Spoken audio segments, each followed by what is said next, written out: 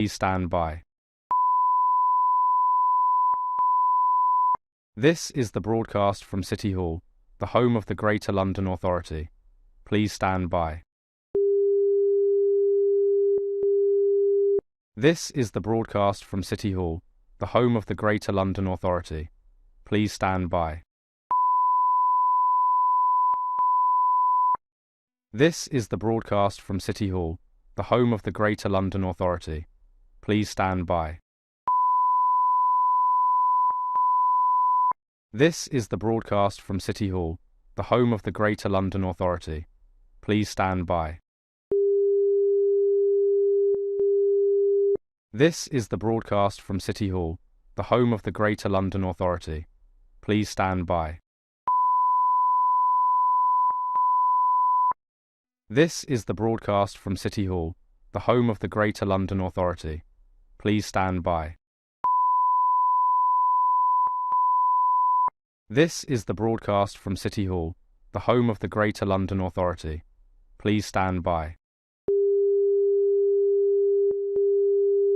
This is the broadcast from City Hall, the home of the Greater London Authority. Please stand by. This is the broadcast from City Hall, the home of the Greater London Authority.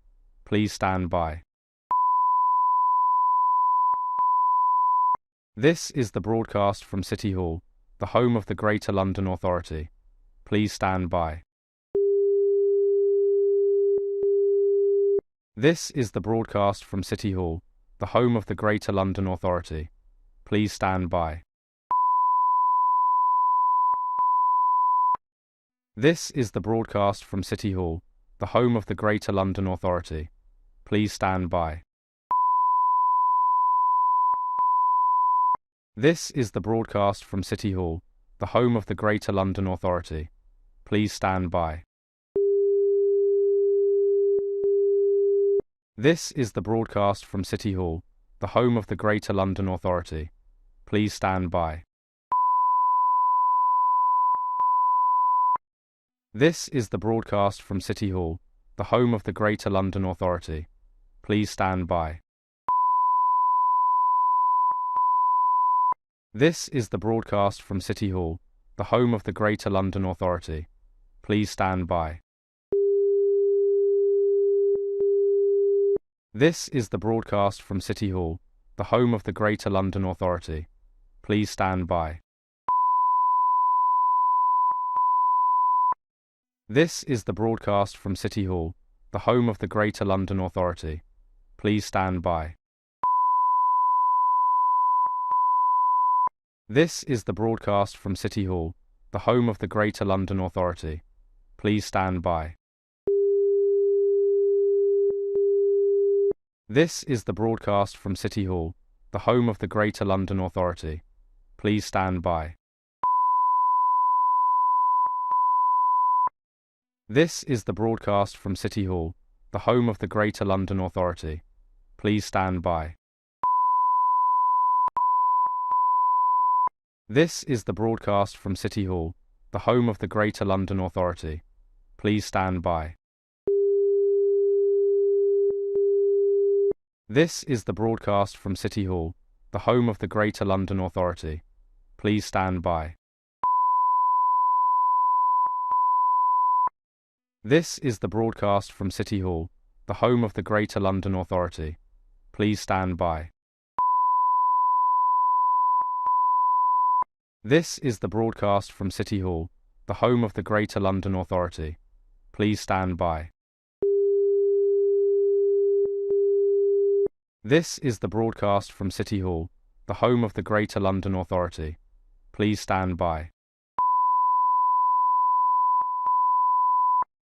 This is the broadcast from City Hall, the home of the Greater London Authority. Please stand by. This is the broadcast from City Hall, the home of the Greater London Authority. Please stand by. This is the broadcast from City Hall, the home of the Greater London Authority. Please stand by. This is the broadcast from City Hall, the home of the Greater London Authority. Please stand by. This is the broadcast from City Hall, the home of the Greater London Authority. Please stand by. This is the broadcast from City Hall, the home of the Greater London Authority. Please stand by. This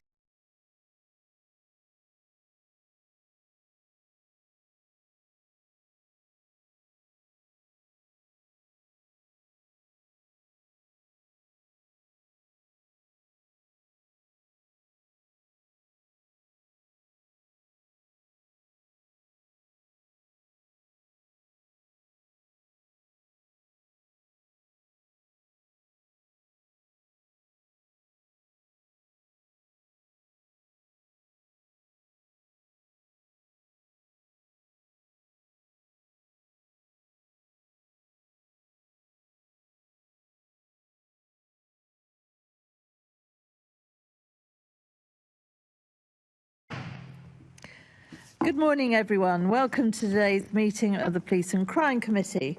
This morning we will be holding our regular monthly question and answer sessions with the Mayor's Office for Policing and Crime. The session will focus on several key topics concerning the Metropolitan Police Service, including the use of Palantir's AI technology, diversity, equality and inclusion, shoplifting, working culture within the Met Command and Control, and the Metropolitan Police digital upgrade and cyber security plans. So before we begin, I would like to remind everyone to please make sure that your electronic devices are switched to silent mode to avoid any interruptions. Can I now ask our clerk, Sal Faisal, if any apologies have been received? Thank you, Chairman. Apologies for absence have been received from Assembly Members Claude Duval and Small Edwards. Thank you. Can I ask the committee to note the recommendations set out at item 2 and ask if any members have any other interest to declare?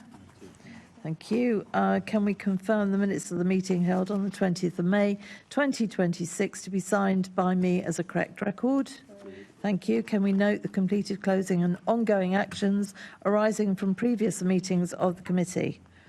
Thank you. Can we note the recent action taken by me as chairman of the committee under delegated authority, following consultation with party group lead members to agree the committee's letter to the Deputy Mayor of Policing and Crime on online fraud? Thank you. So now we move on to our main item of business, and I would like to welcome our guest, Kaya Comer-Schwartz, Deputy Mayor for Policing and Crime, and Kenny Bowie, Director of Strategy and MPS Oversight of the Mayor's Office for Policing and Crime. Good morning, both of you. Right, I shall start off as is normal, and these are to the Deputy Mayor, and we're starting off with questions about Palantir. So what part of the required procurement process did the Met fail to follow when procuring the deal with Palantir? In line with our scheme of delegation, they failed to bring forward a procurement strategy, which is a normal process, and they also failed to demonstrate a full competitive process. Yeah, those are the main areas which didn't demonstrate value for money to us. And were they reminded that they had to do this at any point, or did they fail to do it having been asked to do it, or did you suddenly wake up one morning and think, oh, good Lord, they haven't done any of this? Talk me through that. Yes, they were reminded. In writing? Yes. All the way through? I'm limited in what I can say because of the threat of legal challenge, but I've answered the question. Okay. So in your letter to the Commissioner of the 21st of May, you wrote, and I quote, "The proposed contract has not ensured or demonstrated value for money." So can you put some meat on that comment? What exactly do you mean, and in what ways did they not do that? I was not satisfied that the Met had adequately ensured or demonstrated value through money through the procurement process, given that they did not, they only fully engaged one company. They only fully engaged? One company. Right, okay. And you'd spoken to the Commissioner about that, had you? There was several conversations. Okay. Yeah, to the Commissioner. Yes. Between you and him? Or was the Mayor involved in that? As I've said previously, I'm limited in what I can say because of the threat of legal proceedings. Yeah, but it was conversations between you and the Commissioner. There has been several conversations along the process. Okay. And, excuse me.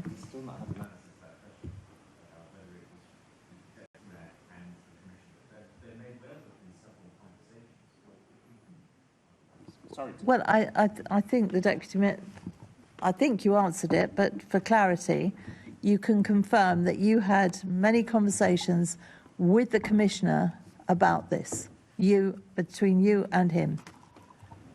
Well, no, there were several conversations along the process with both MOPAC officers, myself, the Deputy Commissioner, myself and the Commissioner. Well, then the answer to my question is yes. You Yes, did. I just want to clarify that there probably wasn't several conversations between me and the Commissioner on the point, but there was conversation. Which MOPAC officer led this then?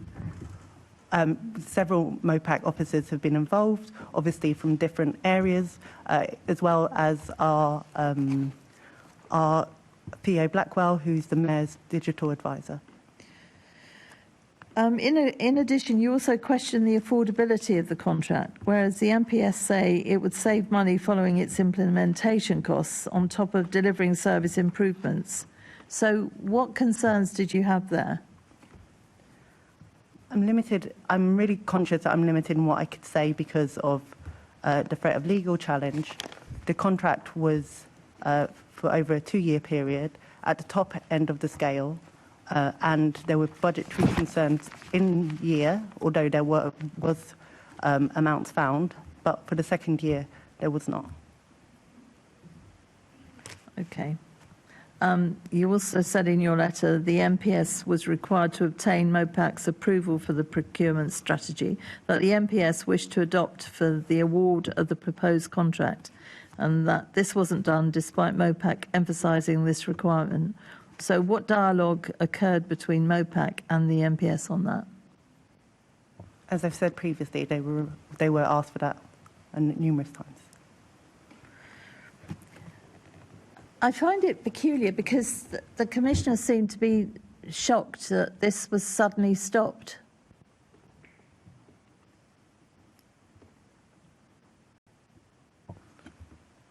Sorry, what's the question? If these conversations had been going on and clearly you were not receiving the information you required and various things that we've just been talking about, if that was an ongoing conversation and you were not getting the information you needed, why was the Commissioner so shocked that the contract was then stopped?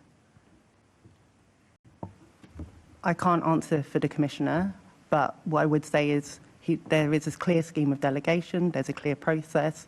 The process was raised, the questions around value for money were raised, and these processes have been in the guidance for a long time. And it is ultimately my decision to make. So it was completely your decision? Yes. When did you tell the Mayor then that this is what you decided to do?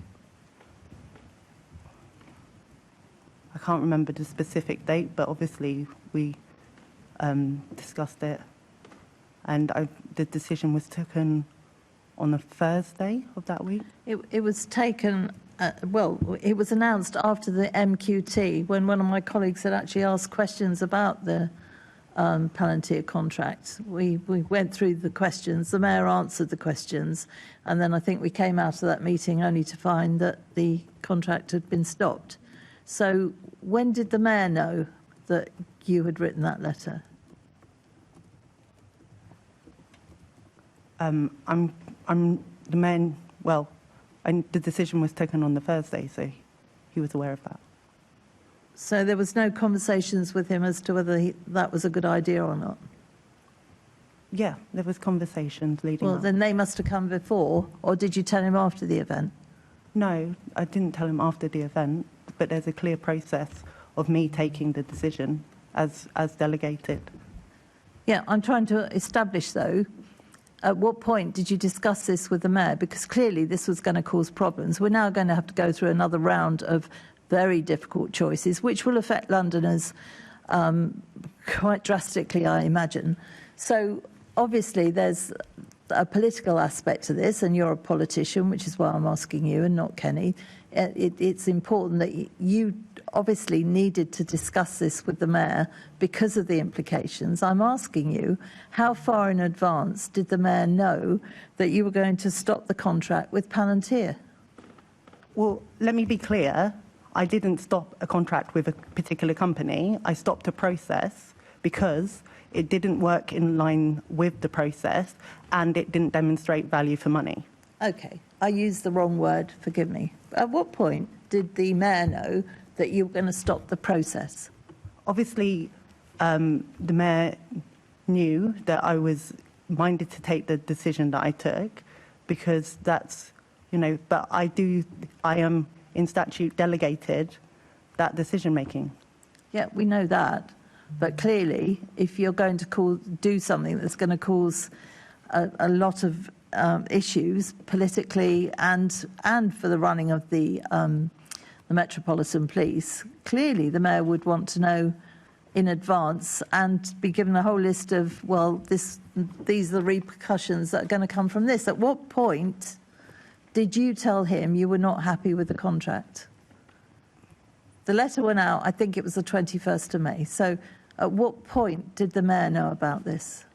I believe there was a bilat where it was discussed, and then there were several discussions that week. Also, which week's that? The week of the 21st that you mentioned. So the mayor only knew about it the week of the 21st?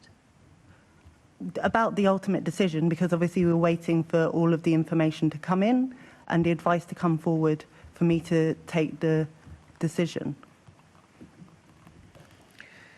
So the mayor knew a week before. So he knew that was that contract or the agreement was finishing before the mayor's question time. Well, he must have done. Sorry, the agreement was finishing. What agreement was finishing? The process was finishing. He knew that you were sending that letter before the mayor's question time. I don't know if he knew exactly when the letter was being sent. No, but he knew you were doing it. He knew that the advice was coming forward and we were considering all the advice. Well, the letter was written and gone. Did he see the letter before it went? I would have thought so. Can you confirm? Did he or did he not see the letter before it was sent? Well, I mean, the information was discussed, so I'm not sure whether he saw the specific letter. So what has been the focus of discussions you've had with the Met since you blocked the contract with Palantir? And what actions are being taken as a result? I mean, have they stopped working now? Is their system not in use anymore? Talk us through that. What's happening now? Sorry, to clarify, there's no system in line with the procurement that was coming forward in current use. So how did they find out then that all these police officers are... Okay, because that's a separate pilot. Yeah, the pilot, yes. Sorry. Going back to that. So, okay, let's talk about the pilot. Is the pilot going to continue? Is some of the pilot work, was that due to go into the whole contract work, in which case it will stop now? Yes, so it was due to be part of the wider UOA contract, and we're talking to them currently about how they can use the work of the pilot and how that might be taken forward. However, I'll reiterate, it's really important when using public money that there is a clear process to demonstrate value for money. Okay, the Commissioner said the decision will result in savings needing to be made, which will, quote, directly hit the delivery of policing to London's communities. Are you and the Mayor comfortable with that? me and the Mayor are comfortable with making sure, when it comes to public money, there's proper oversight and that there is demonstrated value for money. We can't be in a position where we have contracts worth millions of pounds that don't adhere to that process. So, no, but he is actually saying that it will directly hit the delivery of policing to London's communities. So I go back. Are you happy that that is going We to happen? haven't been provided with information that breaks that down as of yet. Well, you've only got to look, though. The new Met for London 2 had got lots of savings in there that directly came from that AI procurement, didn't it? Yes, and we have said, and as we said in the budget, we fully stand in support of the Met using the newest technologies to drive efficiency through the Met. But what's important when doing that is that there is a proper process taken and there's demonstrated, given that it's public money, that there is a way that we can demonstrate value for money on that. But clearly, there's going to have to be other savings that are not going to be palatable at all to Londoners. Are you happy about that? We haven't been given that information as of yet, and we will obviously work through and assess that when and if that comes forward. So the Commissioner's saying that it's going to hit the delivery of policing. The Commissioner has actually said that, and you haven't asked the questions. How exactly is that going to happen, Commissioner? What do you exactly mean by that? That's a misconstruction of what I've said. We've asked, but we have not been, as of yet, given that information. You've asked and you haven't been told. As of yet, Policing is so important in London. The Commissioner says this will directly hit the delivery of policing to London's communities. My question to the Commissioner would immediately have been exactly how? Yes, and I have asked that. And what you we are haven't now got an working answer. through. Oh dear. Sorry, what we are now working through is how to take the tech procurement forward, and also any other efficiencies that may be needed. I watched the London Policing Board. What an absolute farce that is, and nobody asked proper questions. But anyway, the Mayor seems to think he'll keep it, so the Commissioner goes to that and doesn't come to our meetings here, which we're not happy about cross-party. So he said it's now too late to start procuring this contract again, with service changes needing to begin from September. I watched him say that. Clearly, massive savings are going to have to be put in place now, because the savings from the AI contract, which you have just stopped, are not going to be able to be made. Did you understand the real implications of just stopping it there and then, given that there wasn't time to procure anything else? We have set out, we knew from when we were setting the budget that we wanted to make sure that using tech efficiency was part of the process of driving efficiency throughout the Metropolitan Police Service. We have worked with the Met and continue to work with the Metropolitan Police in bringing forward several contracts on technology to drive efficiency. I met with the Deputy Commissioner and the digital team last week to continue to look at that and to continue to look at how they can bring the UOA contract forward. We will continue, as I've said in my letter and as was appreciated in the response letter, to continue to work with them to find a way forward through this. So has MOPAC asked the Met to restart the procurement process already with other people? Or are you going to still look at Palantir to see if they can come in?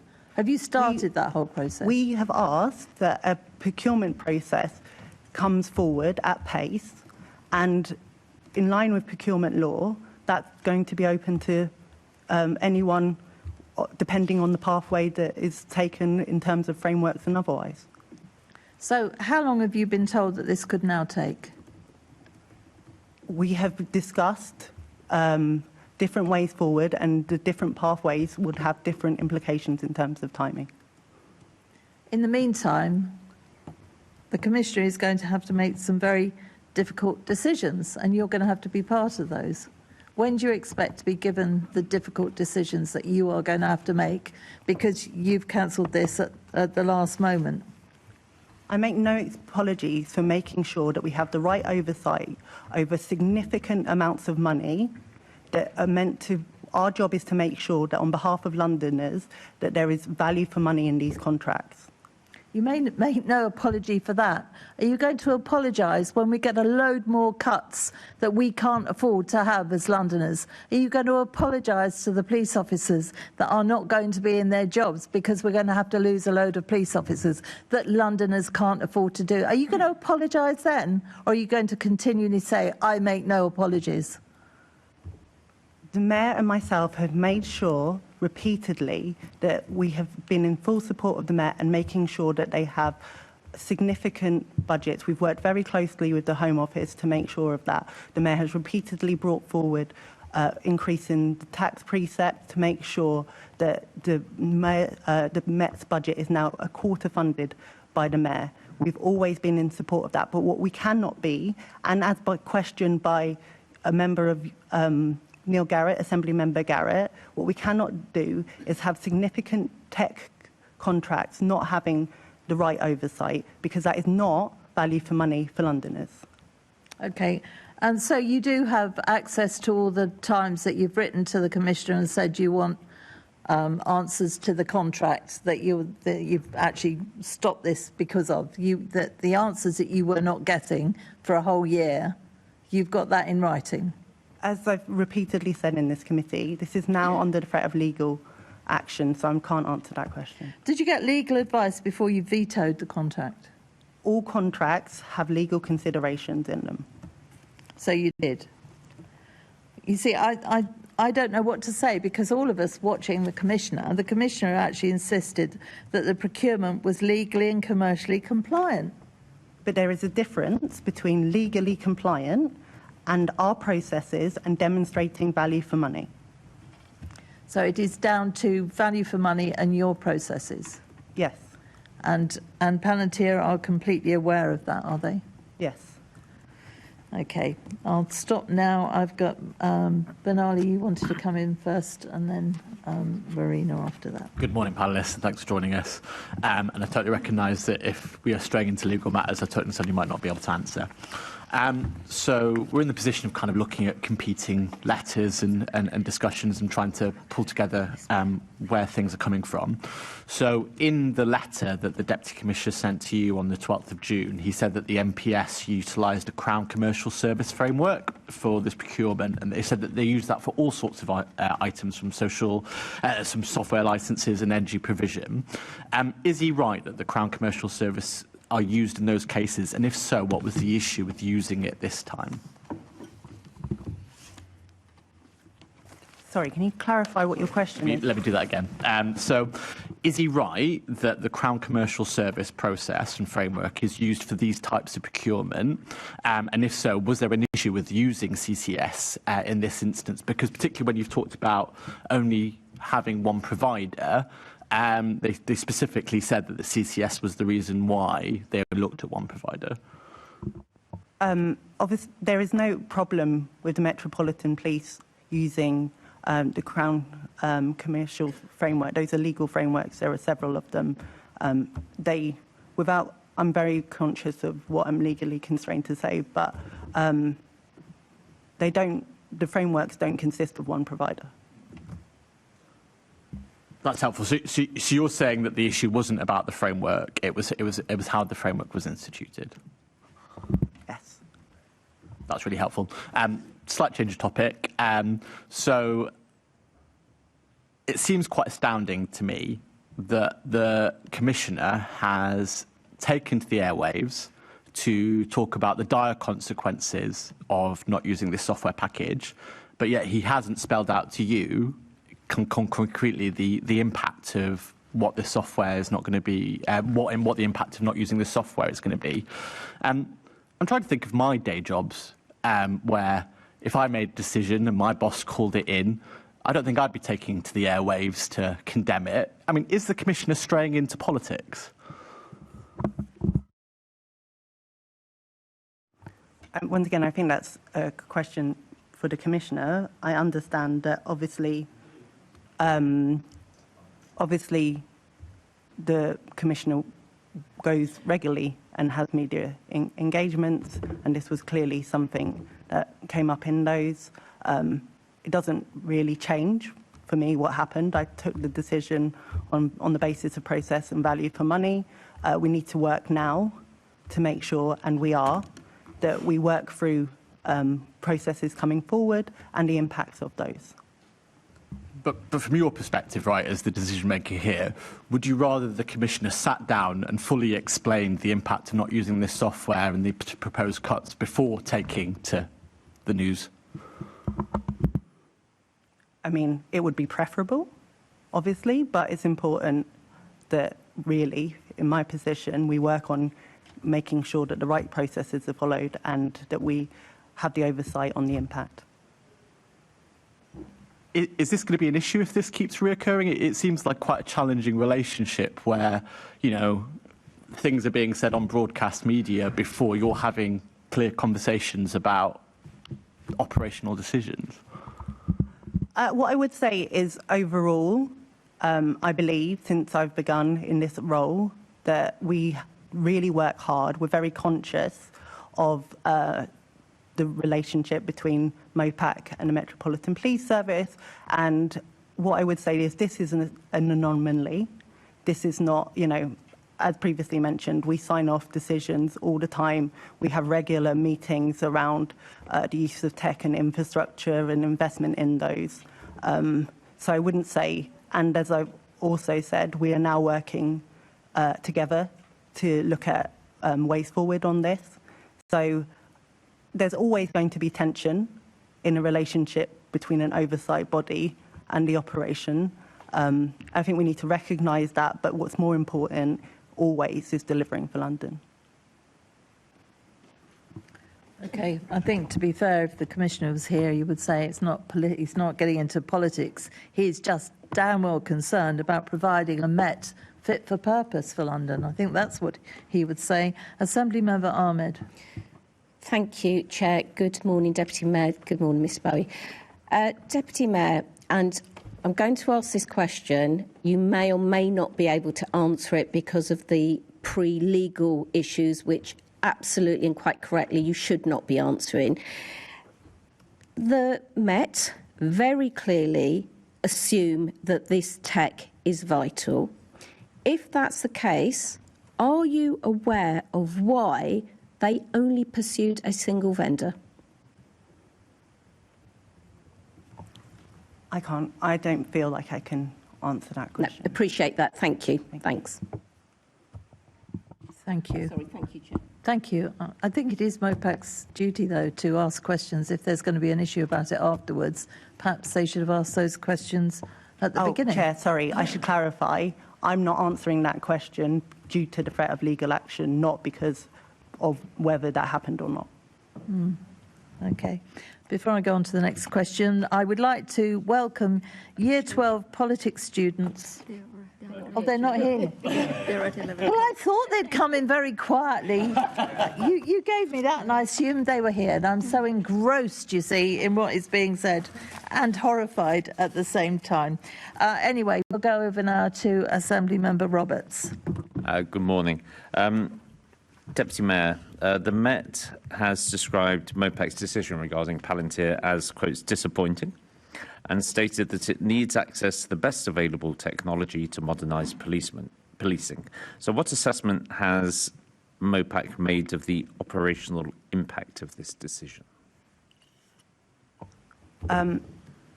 Obviously, we work very closely with MOPAC officers to make sure that we are assessing that both in financial terms and trying to understand when those operational decisions come forward, that we understand the impact of those. We're trying to make sure that we're having live discussions about how the learning from previous operational decisions were made and taking that forward in the considerations. Okay. I wasn't quite sure if you said when or if these operational impacts come forward. It's because I want to be clear that we are also actively working with them on taking forward other procurement decisions. So it's a scalable thing. Fair enough, thank you. You said that you'd asked the Commissioner for a breakdown of the tough choices, which are going to be. When did you ask him for that list?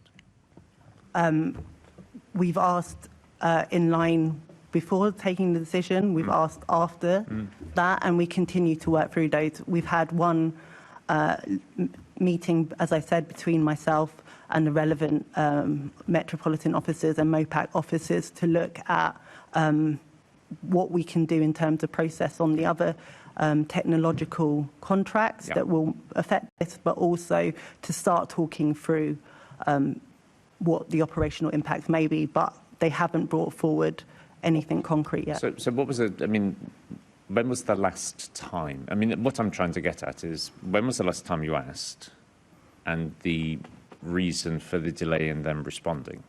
I mean, if it was yesterday, well, then that's fine. If it was last week, then I'd have questions. We have asked, obviously, when you take a decision, you're conscious of that decision having impact, and you're aware of that. I've asked on the basis of that for those decisions. I think the reason that it's taking a while to come through is they're working up those.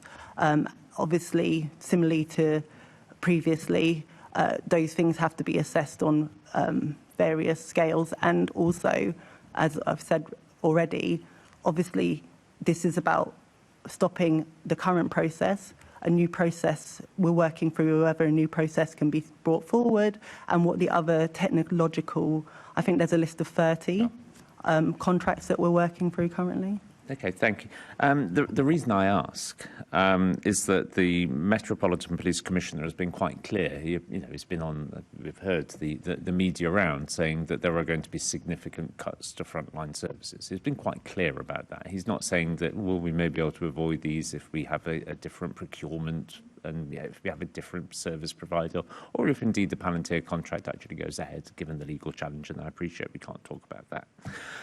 But when he appeared at the policing board, and this is a direct quote, "As a direct result of this decision, we are now scoping at pace tough choice options. While we had a contingency list, we had not developed this work as had hoped, not to make these reductions." So there's a contingency list. Yep. Have you seen the contingency list? My understanding of the contingency list is it was looking at some of the tough choices that in the end last time didn't come to fruition because of the additional we all understand that. money. That's the nature of contingency. It's there in the back pocket. Have you seen? Sorry, I don't think you're understanding my answer. I'm saying that I know that some of the tough choices that were previously listed, they're looking at some of those now, and also whether there are different and other options that might be taken forward. I believe at the London Policing Board, it was said that they'd be looking at those in the next 2 weeks and bringing those forward. At pace, absolutely. Yeah. But still, I've not had the answer to the question which I asked, which is, have you seen the contingency list?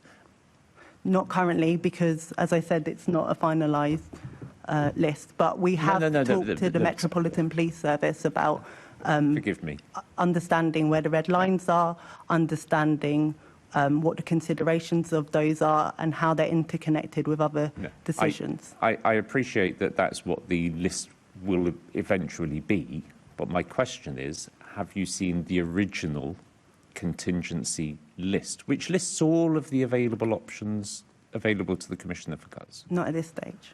You haven't seen that? No. And you're the Deputy Mayor for Policing? I'm very aware of that. So he's not shared with you what's on the, what's in the back pocket, what might be next for the chop? Are you not likely curious about why you've not seen that list? Well, I would assume it's because we've been asking questions about how that works, or how it works with the other financial decisions that have come forward. There have been some discussions, and I believe some were mentioned in the London Policing Board. And I'm obviously conscious, as I previously said, that there's a tough choices list that was previously drafted but not enacted because of that. But I'm also conscious, similarly to as we had last time, we were looking at these financial decisions on the back of long-term underfunding, that these things need to be worked through, and they have different. You might start with an idea of a tough choice, and then when worked through, that's not actually operationally viable, or it doesn't likely to have the savings that you might think originally. So Can I just clarify? So, yes, of course, Kelly. thanks. So, prior to the decision, there were a number of areas which were identified by the Metropolitan Police, which Deputy Mayor was aware of. Now, we She don't just want. said that she's not aware of them. No, I'm just coming on to clarify that, if that's okay. Those were broad headlines. Now, what they didn't include was individual breakdowns of every individual possibility that there might be. That is now what the Met will be working through. I don't want to get into what those specific areas are, because I don't think it's appropriate that people within the Met, those individual Met teams, would find out from me sitting here saying that out loud in this meeting. But that is exactly what the Met will do, and as ever, it's appropriate that the Met bring forward those tough choices and the work for them for the Deputy Mayor to consider properly. I don't think it's a good use of the Deputy Mayor's time if the Met bring forward every single item on the list when actually some of them aren't going to be practicable or aren't on their list of things which could be taken forward. But at the appropriate time, as is always the case, those will be brought forward in detail to be discussed with the Deputy Mayor. Thank you. Well, it's a nice try, but what we've heard at this meeting, it's always nice to hear from the Prime Minister in the meeting. It was a nice try, but unfortunately what we have heard this morning is that the Deputy Mayor has no idea about what's on that list. She said so herself. She has not seen the contingency list. And now the Metropolitan Police Commissioner obviously has a list that he is considering at pace.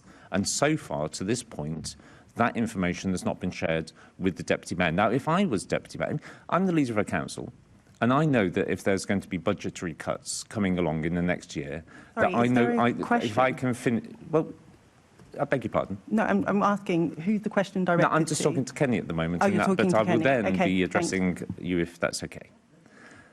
I know that as leader of a council that I will have a range of tough choices which need to be made in terms of budgetary cuts, and I know which are going to be the first ones on the list and which ones we may manage to avoid. But I know what those ones which I manage to avoid are, and I get told that by my various departments. I find it extraordinary, Deputy Mayor, that you have not had even the basic level of outline given to you, which you just said that you have not seen the contingency list. And that is the question. Do you not find that extraordinary? No, as we've both said, we've been given outline areas, but we haven't had the full list. And given that these things need to be worked up and worked through, I think that, and that is happening, as we've both said, at pace, that I know, and not because I've talked to Deputy Commissioner about it, that we will have those discussions and we will make sure that MOPAC is fully involved in the oversight of those decisions. When? Well, as previously said, again, that those decisions are being brought forward over the next 2 weeks, and throughout those things, we're in regular contact with them. Okay. Thank you. Thank you, Chair. I find this extraordinary, Deputy Mayor. I'd want to be over this like a rash. It's so important. And I think the Commissioner's lucky to have you, because I don't think he'd want me, but I would want to be working with him on this, because this is going to affect Londoners so drastically. And Absolutely, for you to... and as I reiterate, again, we are working very closely with the Metropolitan Police Service, both on bringing forward alternative tech procurement pathways and understanding the impacts of the decisions financially. Yeah, so closely you don't even know what's on that list. Assemblyman, yeah, Assemblymember Best.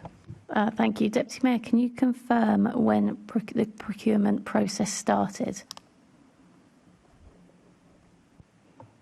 I don't have an exact date, but I can come back to you. Can you with that. give me a ballpark?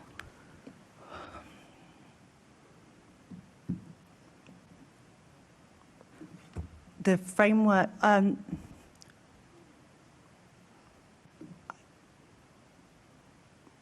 no, I wouldn't like to give false information to the year? committee. Can you Oh, it was this year. So the procurement started this year? it was open this year. So there's not too many months it could have been. I'm guessing it must have been January, February. I don't want to give false information to the But it was, committee. I'm also really conscious that this whole thing is under legal consideration. I would rather make sure that in that context that the correct information is given. Okay. So the procurement started this year. At that point, you would have seen through the framework, the Crown commercial framework, you would have seen that one provider was being looked at.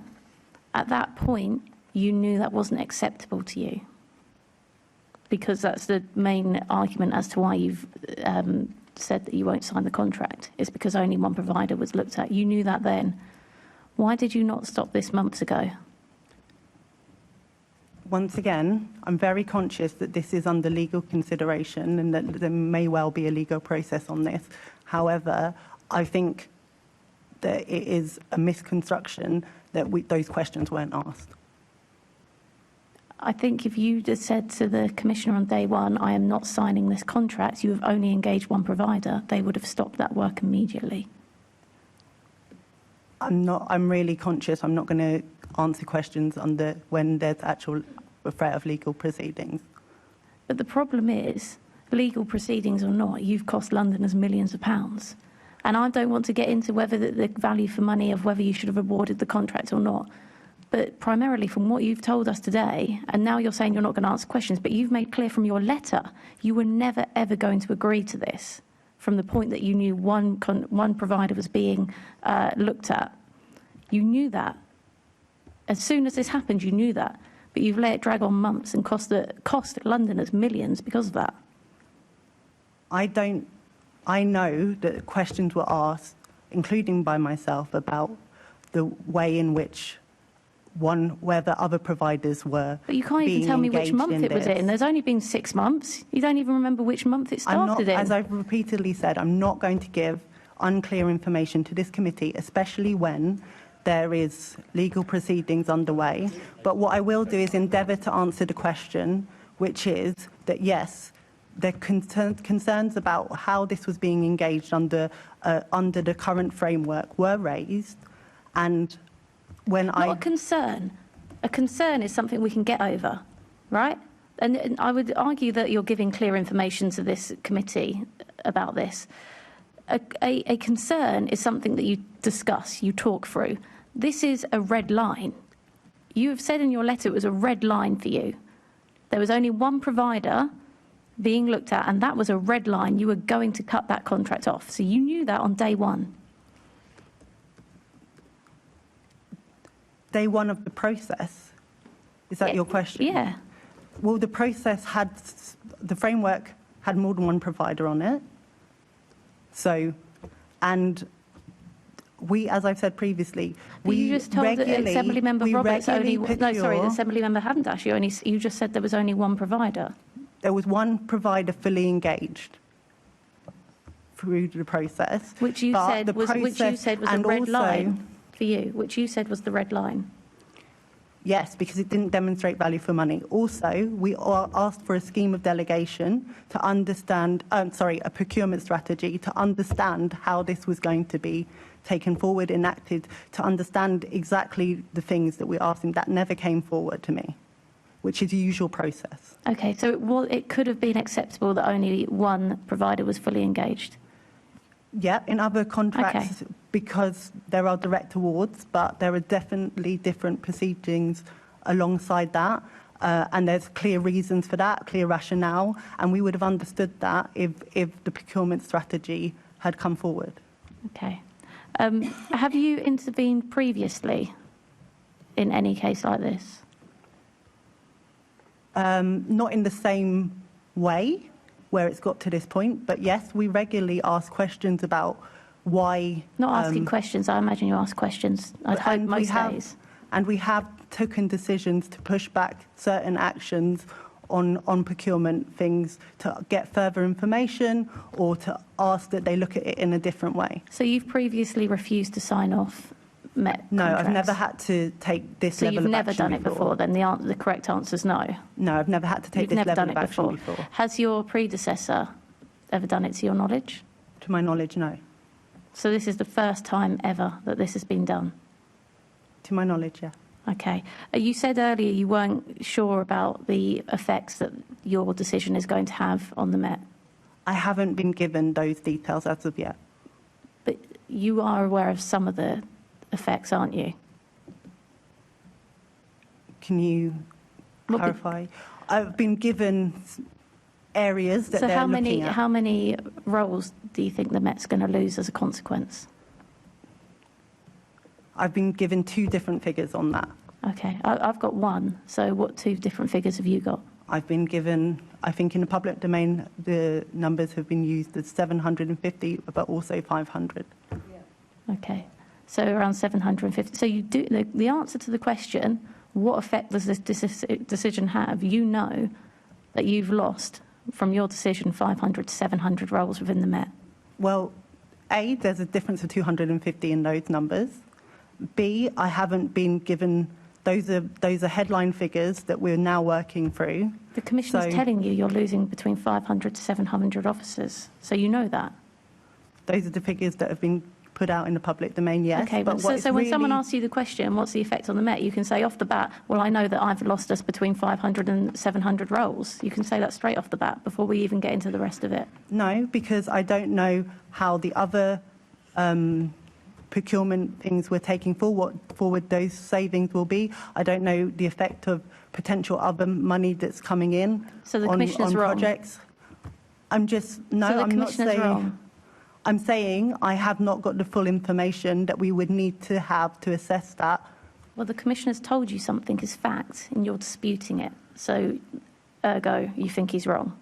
I want to make sure that we have really detailed information on where those numbers might fall and the impact and what we can do together to mitigate that number. Does the Commissioner have full confidence in you and what you're doing as Deputy Mayor?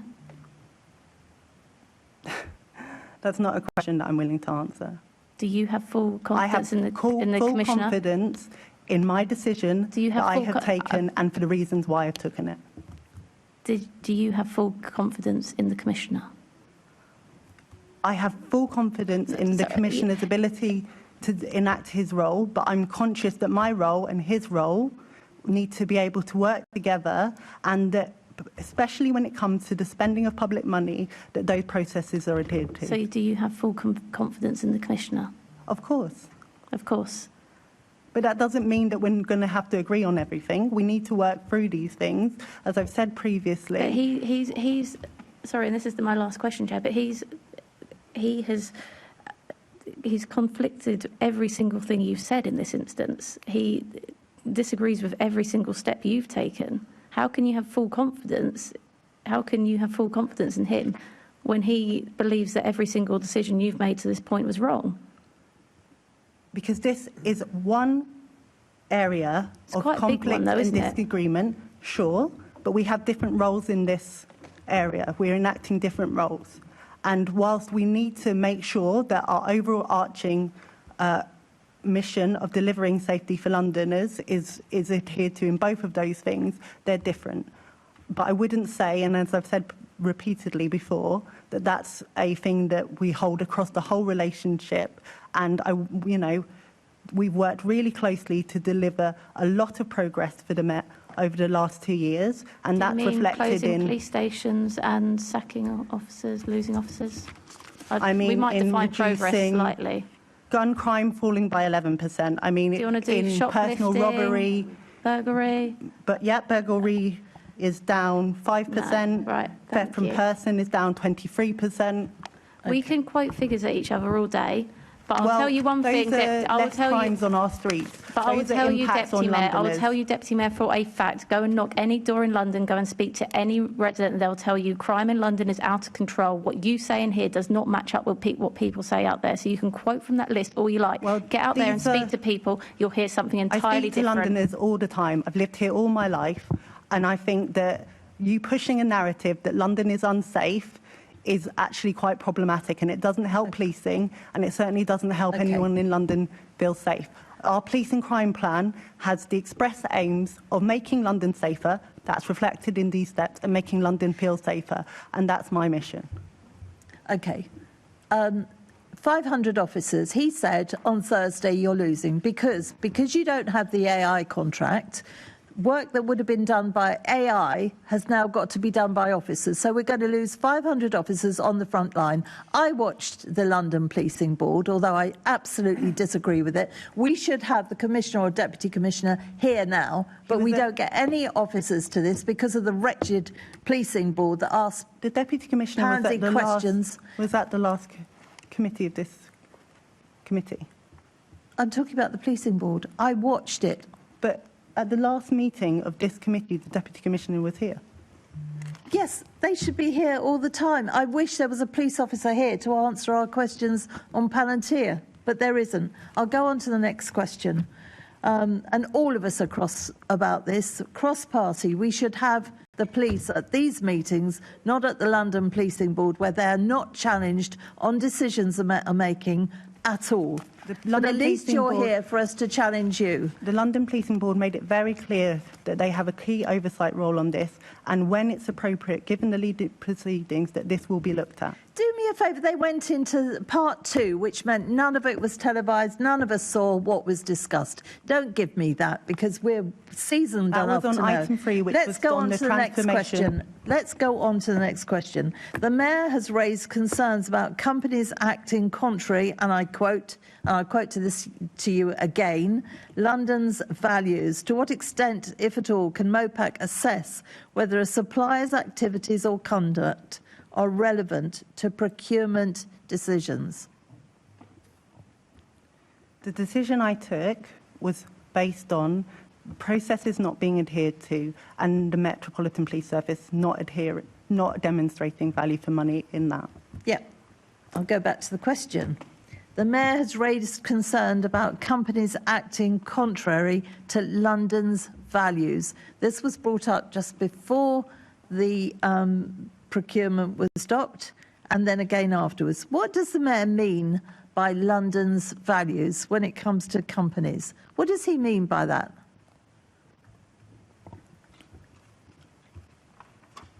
I don't think that, it's outside of the current procurement law, those considerations, and as I've repeatedly said, it's really important that we're aware that I took that decision based on a lack of information around value for money and the process not being adhered to. Do you know what he meant by it, was the question. Do I know what the Mayor's definition of value for money is? You're a Deputy Mayor. You must talk to the Mayor. What do you think he meant by London's values? I think it's quite normal for ethical considerations to be taken into consideration. It's part of the Mayor's wider GLA procurement strategy, and I'm sure that that is what he was alluding to. So do you think it was a sensible statement for the Mayor to make in the aftermath of what was supposed to be a commercial procurement decision? I don't think that that's what happened, and I think that it's completely within the Mayor's gift to make points about concerns. OK, for time reasons only, we'll move on, but I'm sure we'll be coming back to this in any event. Assemblymember Hamdash. Thank you. So a recent parliamentary committee described Palantir's expanding role in the public sector as an unacceptable point of weakness. Does MOPAC share the concerns raised about supply dependency, vendor lock-in, or the concentration of public sector data? I'm obviously aware of the committee's report, and those are strong considerations. It's an all-party committee. However, I can't really go into, because of legal considerations, whether that took a factor in our consideration. I mean, just more broadly, it'd be good to understand in the Met Police's kind of framework, how much does social value and things like data sovereignty kind of factor into the kind of framework that they're using? It would be normal, if presented with a procurement strategy, to consider those issues and the weighting of them. Because obviously one of my concerns has been Palantir's track record and its use of Palantir, whether that's war crimes in Gaza, or other dire concerns about the use of the software. It's just, I think it would be good to understand to what degree those considerations kind of factor into frameworks, because, you know, I know we were both at Islington Council at a time that I think a council that really led the way on ethical procurement and has continued to. Do you think there's any kind of lessons from how councils approach procurement for MOPAC and the Metropolitan Police? The wider procurement strategy outlined by the Mayor has those considerations thought through. What I would say, though, is that we also have to consider that we have to enact the 2023 procurement legislation, and those are not as concerned with those issues in terms of ethics, but are important in terms of making sure that value for money and other considerations are thought through.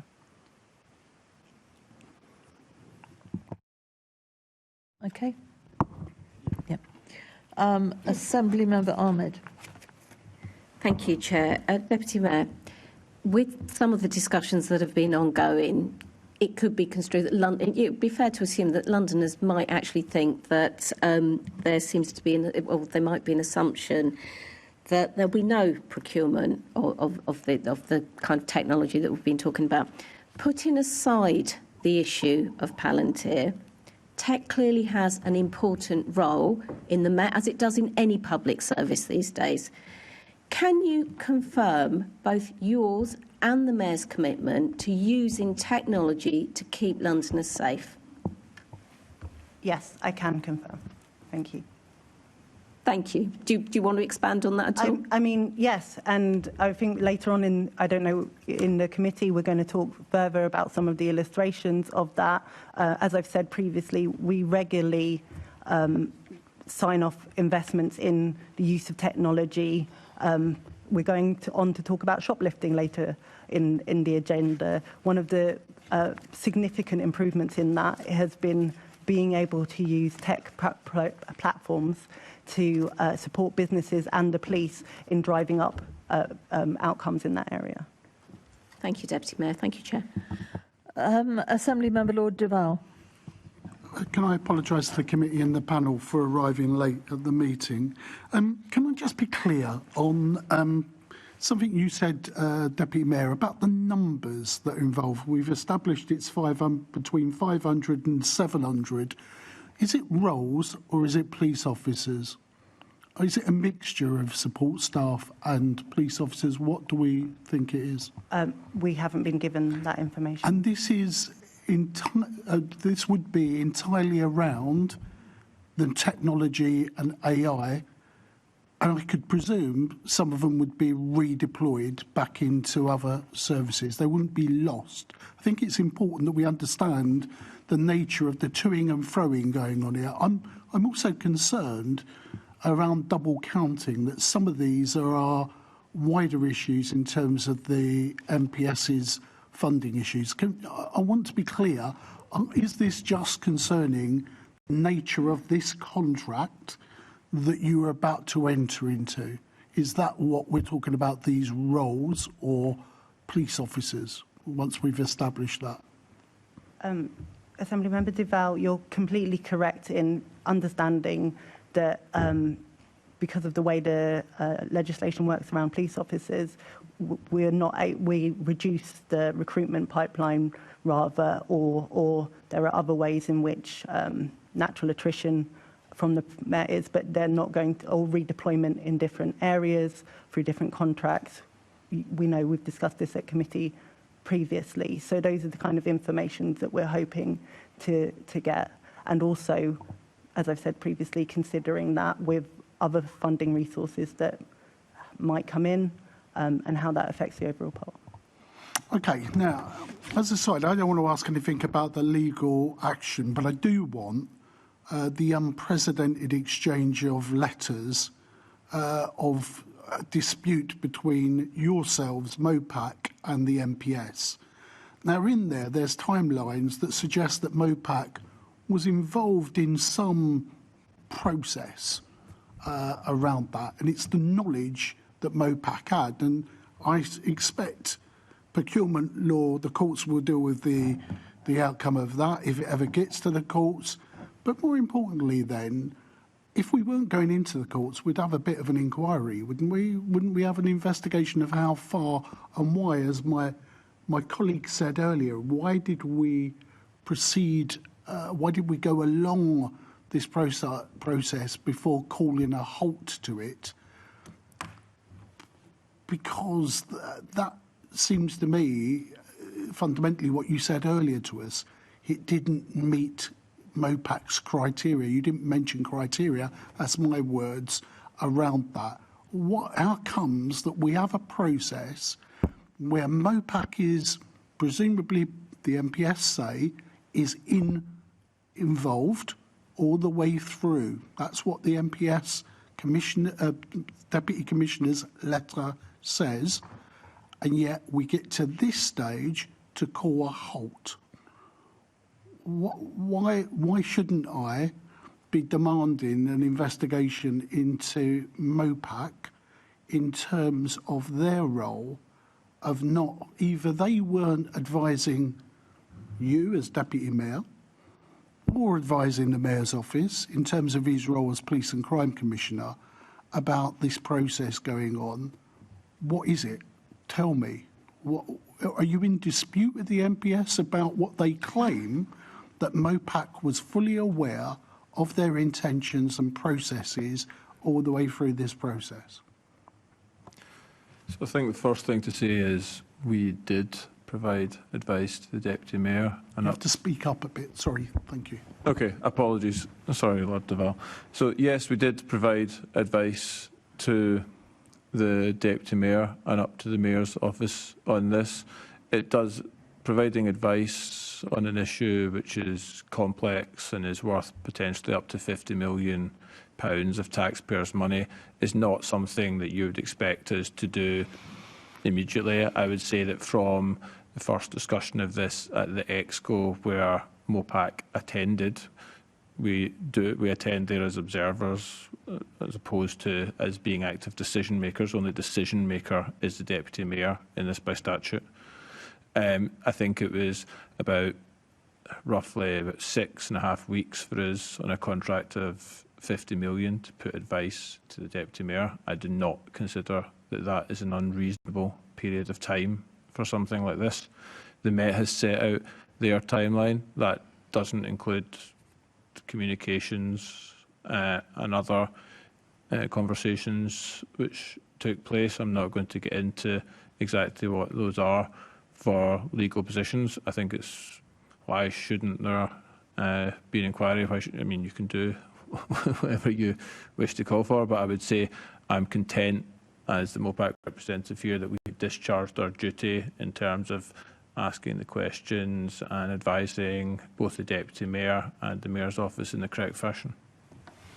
And at the appropriate time, you'll share with us your involvement with the Mopac's involvement with the MPS in this process.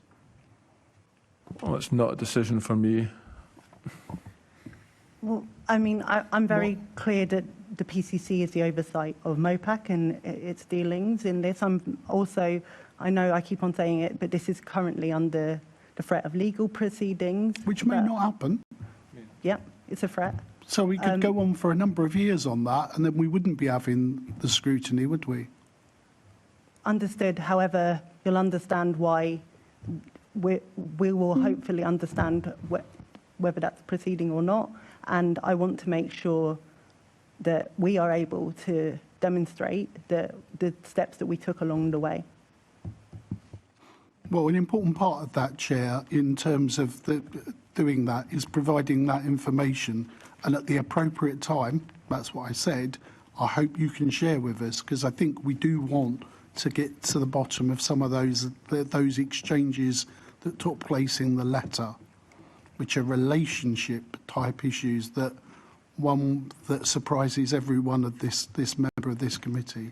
What took place. I would like to give, as previously said, I would like to give Lord Duval the assurance that we continue to actively have conversations with the Metropolitan Police Service around bringing a procurement process forward, around obviously day-to-day operational updates, that we continue to work closely with the Metropolitan Police Service in a number of areas, including on this.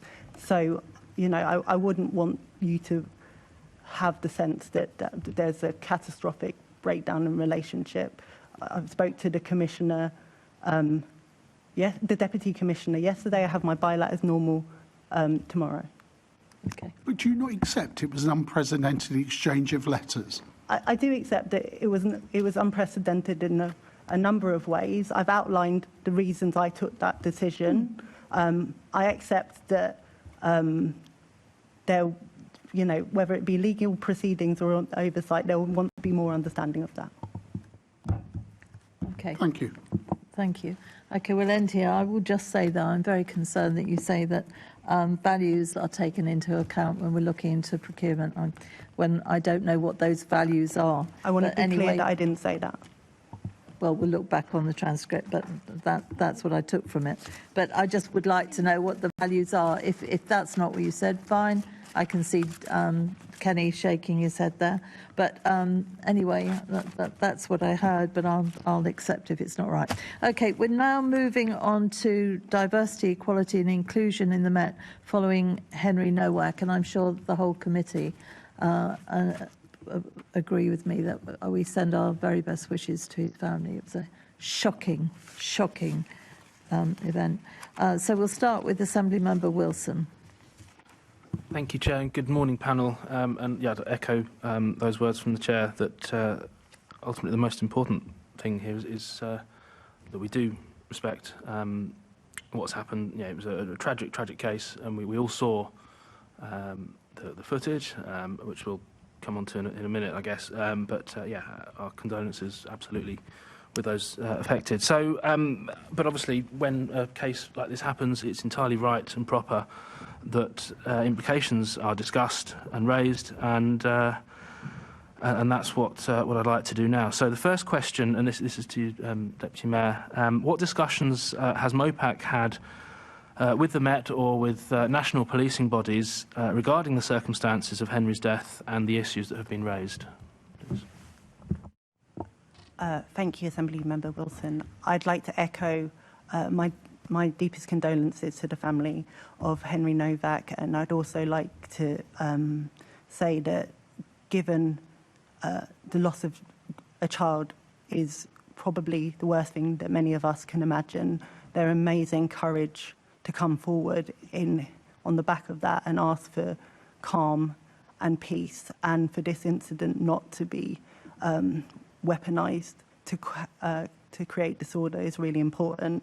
I understand that the IOPC, there is a live investigation of what happened in that case, and I think obviously on the back of that, those recommendations, considerations should be taken. It is obviously a conversation that has national impact. I've been in discussions with my equivalents up and down the country about that. So we wait to see the recommendations from the IOPC, but I just think it's a horrific tragedy, and that we must respect that, you know, for the loved ones, what they're going through is unimaginable.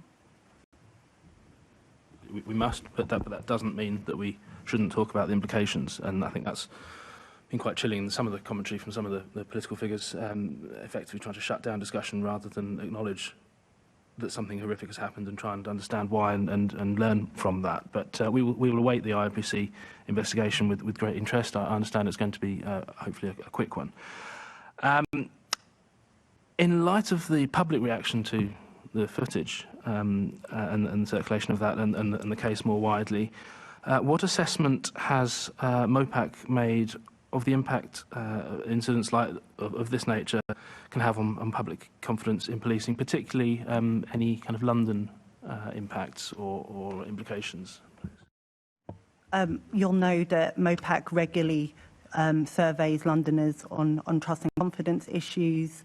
We know that currently some of the most significant lack of lack of trust and confidence in the Metropolitan Police Service is around black and mixed race Londoners and also members of the LGBTQ plus community.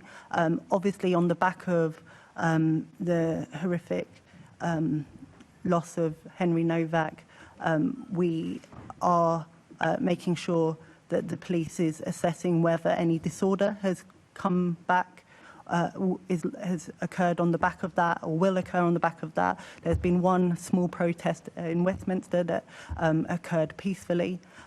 So we continue to work closely with the police to make sure that those impacts are understood. Thank you. Now, what do you understand by the concept or the term of two-tier policing? What my definition of the two-tier policing, what I will say is I think the term is very unhelpful, because I strongly believe that everyone should be able to have full trust and confidence in the police service that, you know, based on Pelian principles, are there to help and serve and protect us. So that those principles are really important. I think it's a very unhelpful term, because I don't accept that it should be taken that the police act or can act or not be held to account without acting without fear or favour for anyone. So if everybody should be able to have trust and confidence in the police, does that mean that everybody should be treated equally, should be treated the same, should be treated without fear or favour? Yes, I strongly believe that everyone should be able to be treated by the police service that protects them and that serves them without fear or favour. And the police should be able to act without fear or favour too. Because my understanding of the concept of two-tier policing is that if people are treated or being treated differently, not on the basis of something that they have done, but on the basis of something that they are. And I think what I'd like to now move on to is trying to understand the kind of training, guidance and policies that created or could create an environment in which that is happening. And I start with the National Police Anti-Racism commitment, which says it's not enough for us not to be racist. Our commitment to racial equity means producing equality of policing outcomes for people from different ethnic groups by responding to individuals and communities according to their specific needs, circumstances and experiences, with the understanding that these will be racialised and with the aim of reducing harm. It does not mean treating everyone the same or being colourblind. I mean, you've probably heard those words quoted quite a lot in recent days. Interested to hear your thoughts on that, particularly this idea that it does not mean treating everyone the same or being colourblind. I mean, obviously that is a national commitment that was undertaken. I think it's really important, and as the Commissioner outlined previously, but at the last LPB, that Metropolitan Police Force is working towards becoming an inclusive organisation and an anti-racist organisation. And equity, understanding that because you're disabled, you may have different needs to someone who's not disabled, whether, you know, your life experience as someone who's been from the LGBT community has a different impact on you for someone who's not, is obviously part of the work that we're trying to work with the Metropolitan Police Service in making sure that they can have considerations of those things, but in line with the duties that they must enact. Then moving on to a London basis then. So the London Race Action Plan is, as I understand, is intended to help the Met's mission to become an anti-racist organisation and a service that is more inclusive, diverse and representative of London. But it only concentrates on one particular group, black Londoners. It mentions the word black 81 times. It doesn't mention Asian, Muslim, Hindu, Sikh, Jewish. It's very focused on one particular group. How is that focus on one particular group, how is that trying to form a service that is more inclusive, diverse and fully representative of London as a whole? Assembly Member Wilson, I think it's very important that in the context where we've had the Scarman review, the Macpherson report, the Casey review and the Daniels report, and on the back of the Charing Cross documentary that shocked us all last year, it's important that we recognise that there is a real issue, and this committee accepted the findings of the Casey review on race within the Metropolitan Police Service. I think there's obviously a lot of positive interventions that the Metropolitan Police Service are taking on the back of that, and the development of the LRAP and the work they're doing on a wider inclusive strategy is part of that. At the previous LPB Culture Committee, we also looked at the work they're doing to drive confidence in the LGBTQ+ community. I know that you'll know that obviously intersectionality is obviously a key consideration as well, recognised in the LRAP. So I think making sure that we're conscious of London's, the Metropolitan Police's particular context on the basis of the continued issues around trust and confidence within several groups in that, and the overall ambition that the Commissioner himself holds of having an inclusive, anti-racist Metropolitan Police Service is important. Yeah, of course I understand the context. I know the history. I've seen that and very well aware of some of the things that have happened in the past and that have been absolutely wrong. Of course they have. Any kind of racism, any kind of discrimination, whether it's against any particular, is wrong, and that's not something that I would ever want to go back to. Of course it's not. What I want to see is an environment where everyone is treated the same. So the LRAP is backed up by the this 30 patterns of harm report, which is absolutely dripping in critical race theory, which is a highly contested ideology of its own, where concepts neutrality is effectively dismissed as being a worthy concept, and I just don't agree with that. I think if we want to be fair, if we want to be equal, we want to treat people the same correctly, then dressing it up in this highly ideological way, you can see why people see and perceive that perception of two-tier, because the very definition of anything being two-tier is treating people differently, as I said, based not on what they've done, but on what they are. Why is it so radical, or supposedly, to think that way? I mean, I'll close shortly, but I'll close with a quote from the black economist Thomas Sowell. If you've always believed that everyone should play by the same rules and be judged by the same standards, that would have gotten you labelled a radical 60 years ago, a liberal 30 years ago, and a racist today. Is that something that you recognise? I think it's interesting that you would say that's our drive to have an inclusive Metropolitan Police Service is ideological. As I said at the start, I really strongly believe that whether you're a woman or a black person or from the LGBTQ+ community or a disabled person in a city as wonderful and as diverse as London, you should be able, if you are under the threat of harm or have been harmed, to have full confidence that when you call the Metropolitan Police Service, that you get the treatment that you deserve.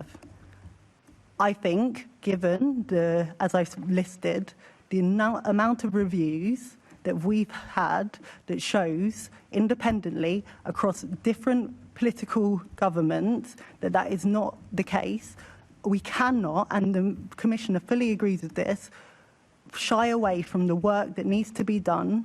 And we've commissioned a Fairfield review this year to look at the progress that's being taken to make sure that we're continuing to move towards that aim. You should be given the treatment you deserve, and the treatment you deserve is equal treatment, without fear or favour, everyone treated equally under the law. Yes. Assembly Member Wilson, I think we are in agreement on that. However, what I would say is the status quo is not that. Okay. Before we carry on, I'd like to welcome Year 12 politics students from the Royal Russell School in Croydon. Hello. You're very, very welcome. We're talking about diversity, equality and inclusion in the Met at the moment. Now we're going on to Assembly Member Ahmed. Thank you, Chair. Deputy Mayor, you mentioned Casey, which, amongst other reports, was an absolute thorough root and branch investigation into practices within the Met, taking into account public opinion as well. Could you just tell us which community, according to Casey, has the least trust and confidence in the Metropolitan Police Service? I can tell you that, as I've said, in a public attitude survey that MOPAC regularly does, because I'm conscious Casey was now 2 years ago, that we can, 3 years ago, sorry, thank you, that we continue to look at this. We have seen improvements overall in trust and confidence in the Metropolitan Police Service. However, there is still lower trust and confidence within the black community, significantly the LGBTQ+ community. And if you're a victim of an offence within the disabled community as well. And we use that evidence to make sure that the Metropolitan Police Service themselves are driving interventions in those areas. Bless you. Thank you, Deputy Mayor. Could I echo the condolences that have been sent to Henry Novak's family? As a parent of a child who is the same age as Henry was when his life was so tragically lost, it is an absolutely awful incident to have happened. And thank you, Deputy Mayor, for highlighting both the dignity and the way that the family have dealt with the issue. Paul Novak, on the steps of the court, actually asked for political leaders to work together to ease tensions. Sadly, despite that, we've seen figures here and abroad weaponise this young man's death and to try and drive division rather than answers. Southampton has already seen violent disorder as a result. Are MOPAC and the Met prepared for the public order potential consequences this kind of rhetoric could bring to London streets and for protecting communities that are scapegoated? Yes, Assembly Member Ahmed, I strongly agree with your powerful words around how Paul Novak has conducted himself, and I can't imagine being a parent in that situation having to say those things. But I'm very profoundly grateful that he did, and I think that it's really important that we as political leaders adhere to his wishes. Obviously, and I've said previously, we continue to monitor any repercussions because of what's happened in Southampton and obviously separately in Belfast as well. We all know, and we've discussed in this committee previously, that there are heightened tensions on both sides of the political spectrum, and the police need to continue to be able to make sure that they are keeping London safe in that context. What I would say is that so far we haven't seen that disorder here. We continue to monitor it, obviously. We've had one protest in Westminster and it went off peacefully. Thank you. And I'm sure that you will agree with me, Deputy Mayor, that it was absolutely disgusting and despicable to see a national party political leader, in my opinion, encourage and, in my opinion, incite the kind of things that we saw happen in Southampton, and he should be thoroughly ashamed of himself for ignoring what Paul Novak specifically asked people not to do. Yeah. You're literally ignoring it right now. Yeah. I think, I know we all take our roles really seriously as leaders and politicians to make sure that we're doing all we can to keep all Londoners safe. Thank you. Right, as briefly as you can, Assemblymember Hamdash, thank you. I just want to echo colleagues' words about, and your words, really powerful about Henry Novak's death. It's utterly tragic, and it's a sad, another example of where police conduct has resulted in an innocent person dying. Now, we are having a conversation now about equality, diversity and anti-racism, but I wonder whether the missing conversation that we're having is about police practice when it comes to restraint. Sadly, this is not the first time that an innocent person has died under the custody of police whilst in restraint. In 24 and 25, 5 people died in police custody whilst under restraint. Do you think the conversation that we're having now is missing what we need to scrutinise really deeply, and that's police practice, custody and restraint? I think this is why it's really important that the IOPC look at this case and we take the recommendations for that. I recognise what you say, and the police have obviously quite important powers when it comes to use of force, and that they should be scrutinised for that. I actually had one of my thematic reviews, oversight reviews, doing a deep dive into the use of force in several areas, whether that be handcuffing, tasering, or restraint. Also conscious of the work that we're trying to move forward with the community scrutiny panels across London, and Hackney, the pilot for that, has looked at use of force within that. So making sure there's also local scrutiny on issues of that, because it's really important when they have great responsibilities in this area that they're enacting those in the safest of ways. I'm going to bring Assemblymember Best in next, and then I'll come to Assemblymember Roberts after that. Thank you. Deputy Mayor, do you believe Met officers are able to make evidence-based decisions and distinguish effectively between suspects, victims and witnesses during those fast-paced moments in policing? Obviously, and I know we've discussed this previously in this committee, the police are often put in situations that ordinary civilians are not, and we need to be aware of that they have to take split-second decisions, and when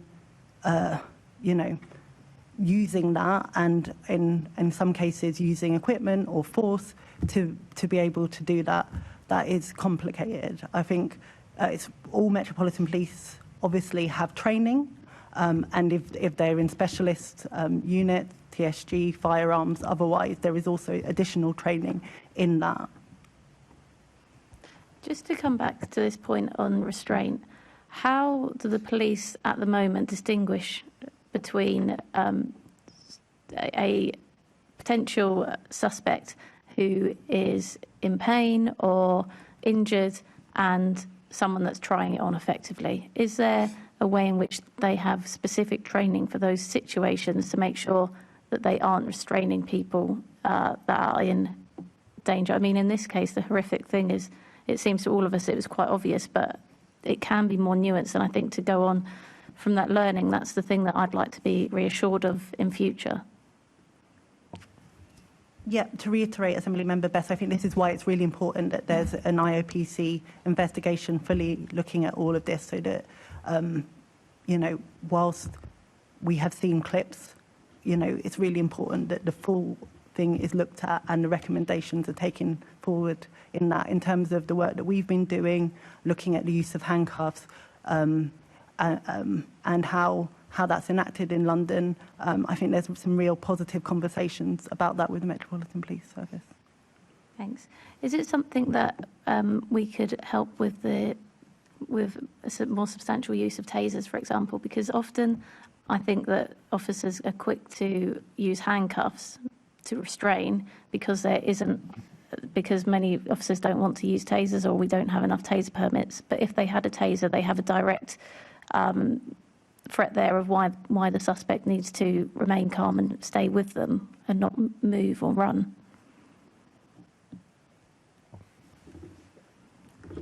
My view is that we should hold, I think we are renowned internationally of having a police service that is locked into the Pelian principles, that we police by consent, and I see that as a positive. I think that there are lessons to be learned in the use of tasers, and actually I think one of the things that I really took from the thematic was the measures that the police service take in the use of tasers is actually really positive, and could actually be extended to other uses of force areas. But no, it's not my opinion that there should be an increase of use or carrying of tasers. Okay, thank you. And can I ask, what oversight and scrutiny does MOPAC apply to the design and methodology of diversity, equality and inclusion training within the Met? I'll start, and then if I...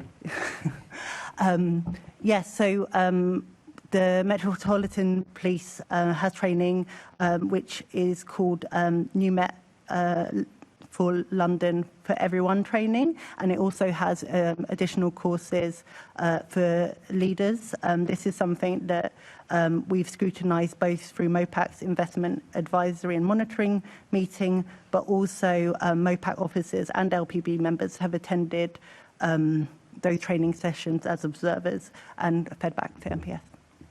Have you ever had any reason to raise concern or questions around that training? I have definitely fed back reflections on the training. Could you share that?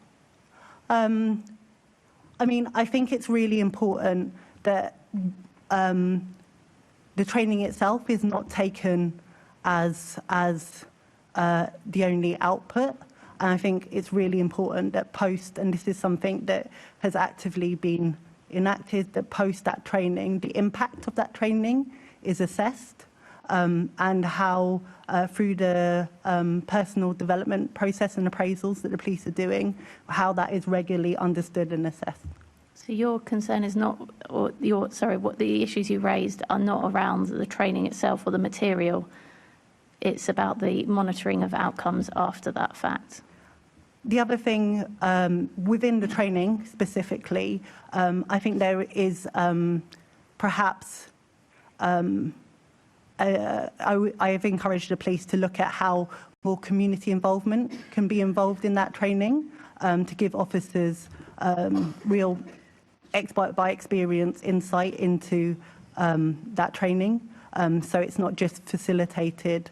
We also talked to, Kenny might want to add, but we also talked to them about how independent facilitators also could be used at a greater rate, and that's something that's been taken forward, I think, through the leadership training. Yeah, so two points I would add. One is about the quality of the delivery. And this was more at the outset in the train-the-trainer model, and whether that was working as effectively as it could, which was something that the Metropolitan Police took on.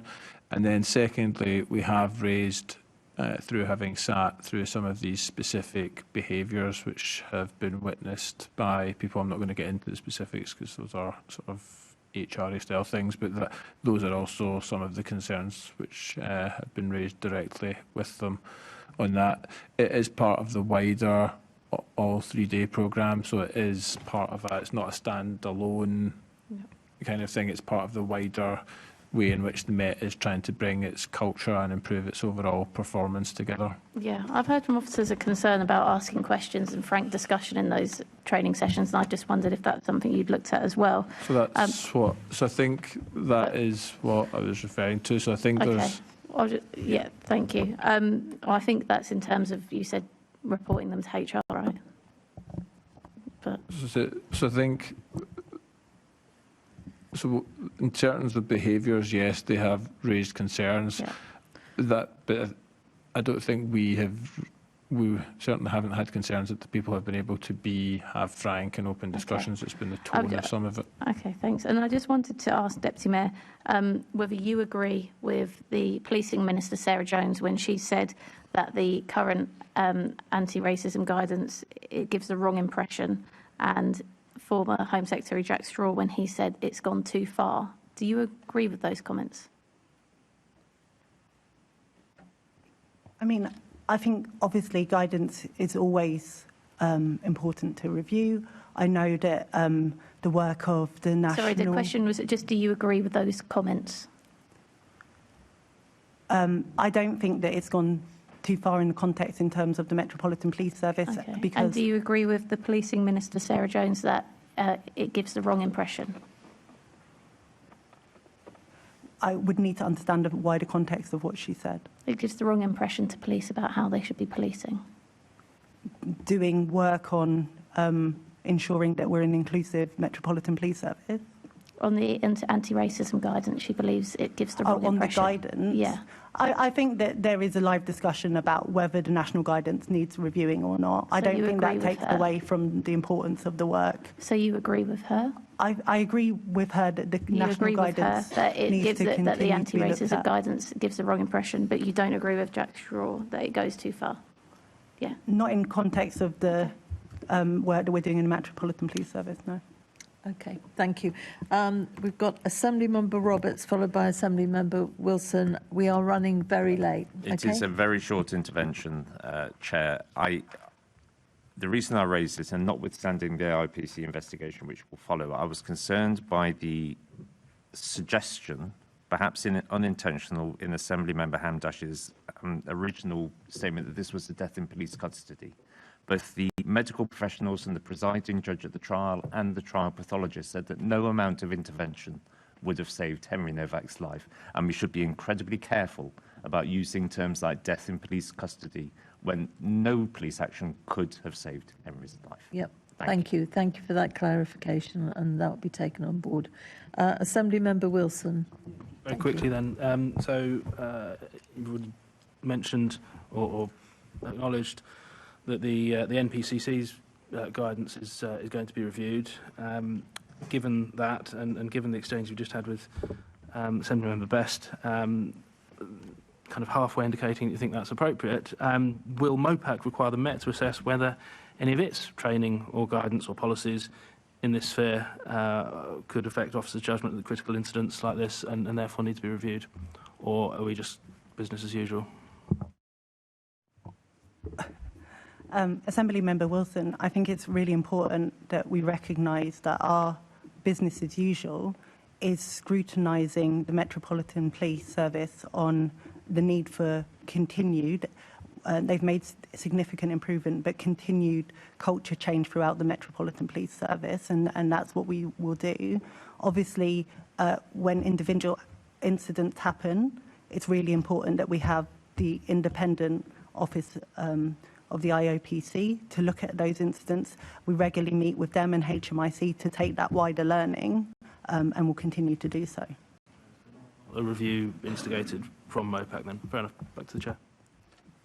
Thank you. I'm going to have a 10-minute break now, or just under actually. If we can meet back here at 11:45, please. So for a short adjournment.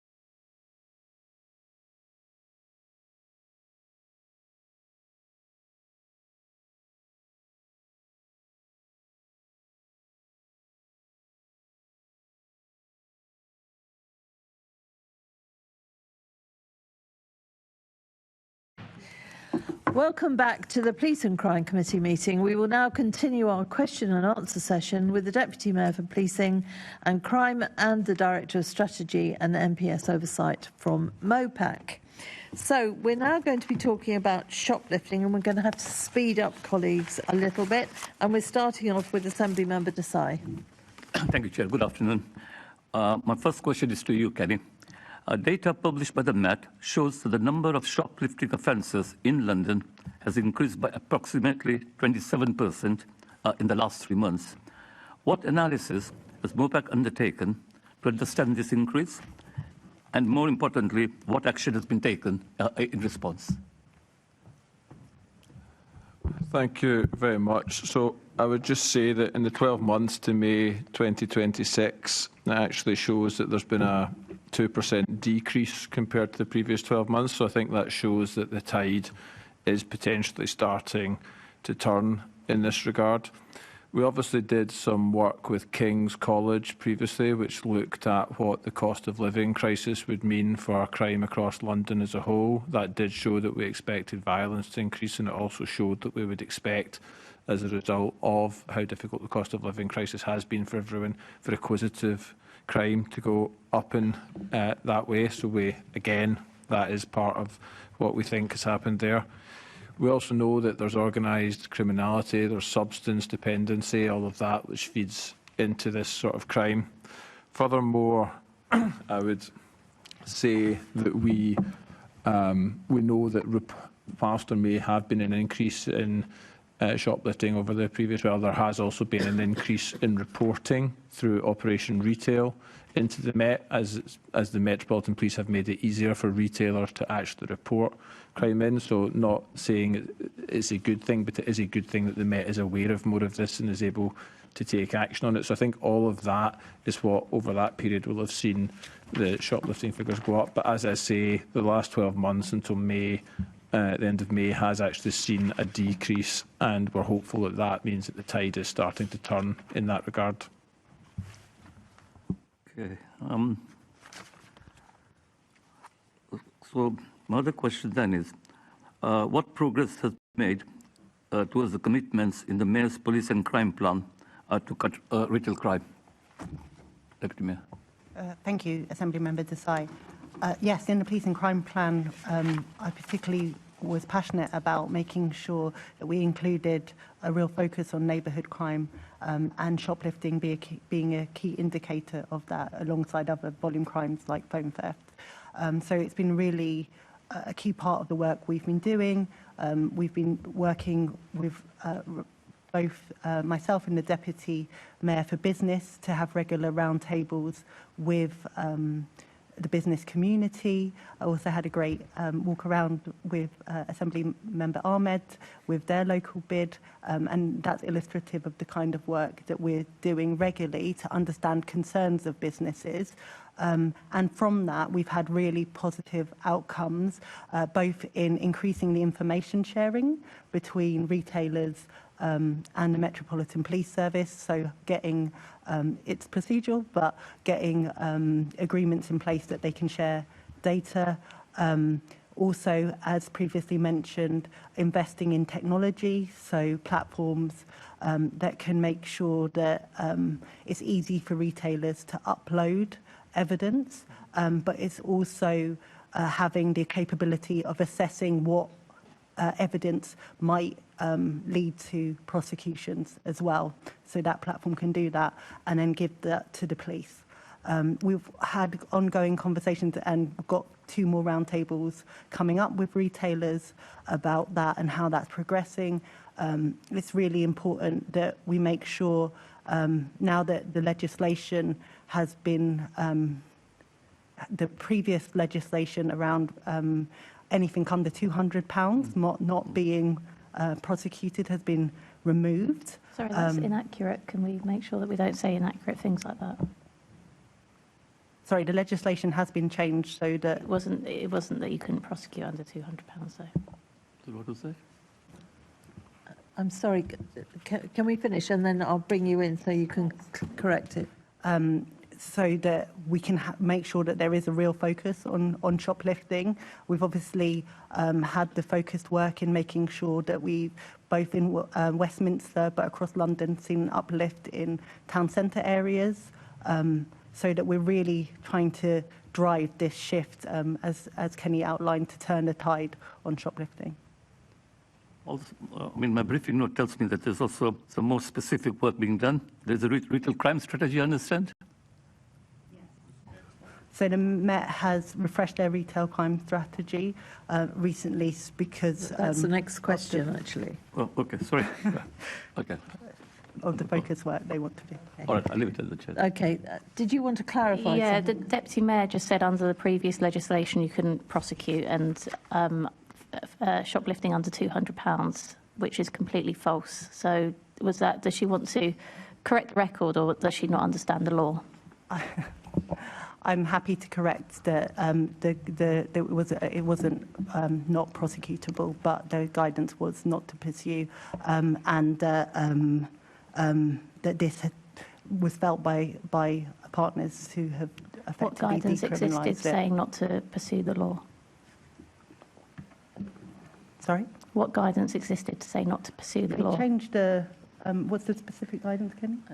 So it was about making it low value shoplifting, which downgraded the level of it, so that it was like. I didn't say That's that. not working. Can you swap? Yes, I'm willing to correct that point, but it's our analysis... Sorry, you need to correct 2 points now, because every time you speak, you're saying something that's not true. Well, there was no because you're interrupting me, so I can't continue my point. No, but you said that there was guidance to say not to prosecute under £200. That is completely inaccurate and false. The change has meant that there's now legislation that clearly says that we should be prosecuting under £200. The legislation previously said that we should prosecute. You're It just not, you're classified not it as stating the low. law. It classified it largely as low value shoplifting, Yeah. which we believe was a signal, and that research demonstrated that a number of people who were acting in that field felt that they could act with impunity. So we did feel That's that that was a completely different, So it was a yes. contributory You're saying factor there to was the a- increase in shoplifting, which happened over that time as a result. And as a result, the change which was brought in through the recent So, legislation. Kenny, what you're saying, and that's completely true, is there was a misunderstanding of what should be prosecuted and what should not. In 2015, the ASB Sentencing Act was brought in to make sure that we streamlined the process so that we didn't have criminals opting to go to the Crown Court and continually slowing down the procedure for small amounts of crime, when actually what you have is 20% of offenders causing 80% of crimes, and it was meant to streamline that process and make sure that they were prosecuted as quickly as possible and put behind bars for the low value threshold, as opposed to having to pursue a higher sentence which was not going through the courts and getting kicked out. It remains to be seen whether actually, now that the maximum this has been lifted, whether that's actually going to help put people behind bars, or more serious crimes are going to be viewed as being put in priority, which you would assume they might be. But just what you've said is a view, and that's absolutely acceptable as a view. What I've said is a view. What the Deputy Mayor stated as fact was two things that were completely false, and I'm concerned that she either doesn't understand the law or is actively lying. No, so I think the main point. Kenny, that's not for you. No, but I think the main point I've said that I've accepted that what you've said is correct. The Mayor just said two things that were inaccurate. You've said an opinion, and you can have an opinion. The Deputy Mayor just stated two things as fact that are completely inaccurate.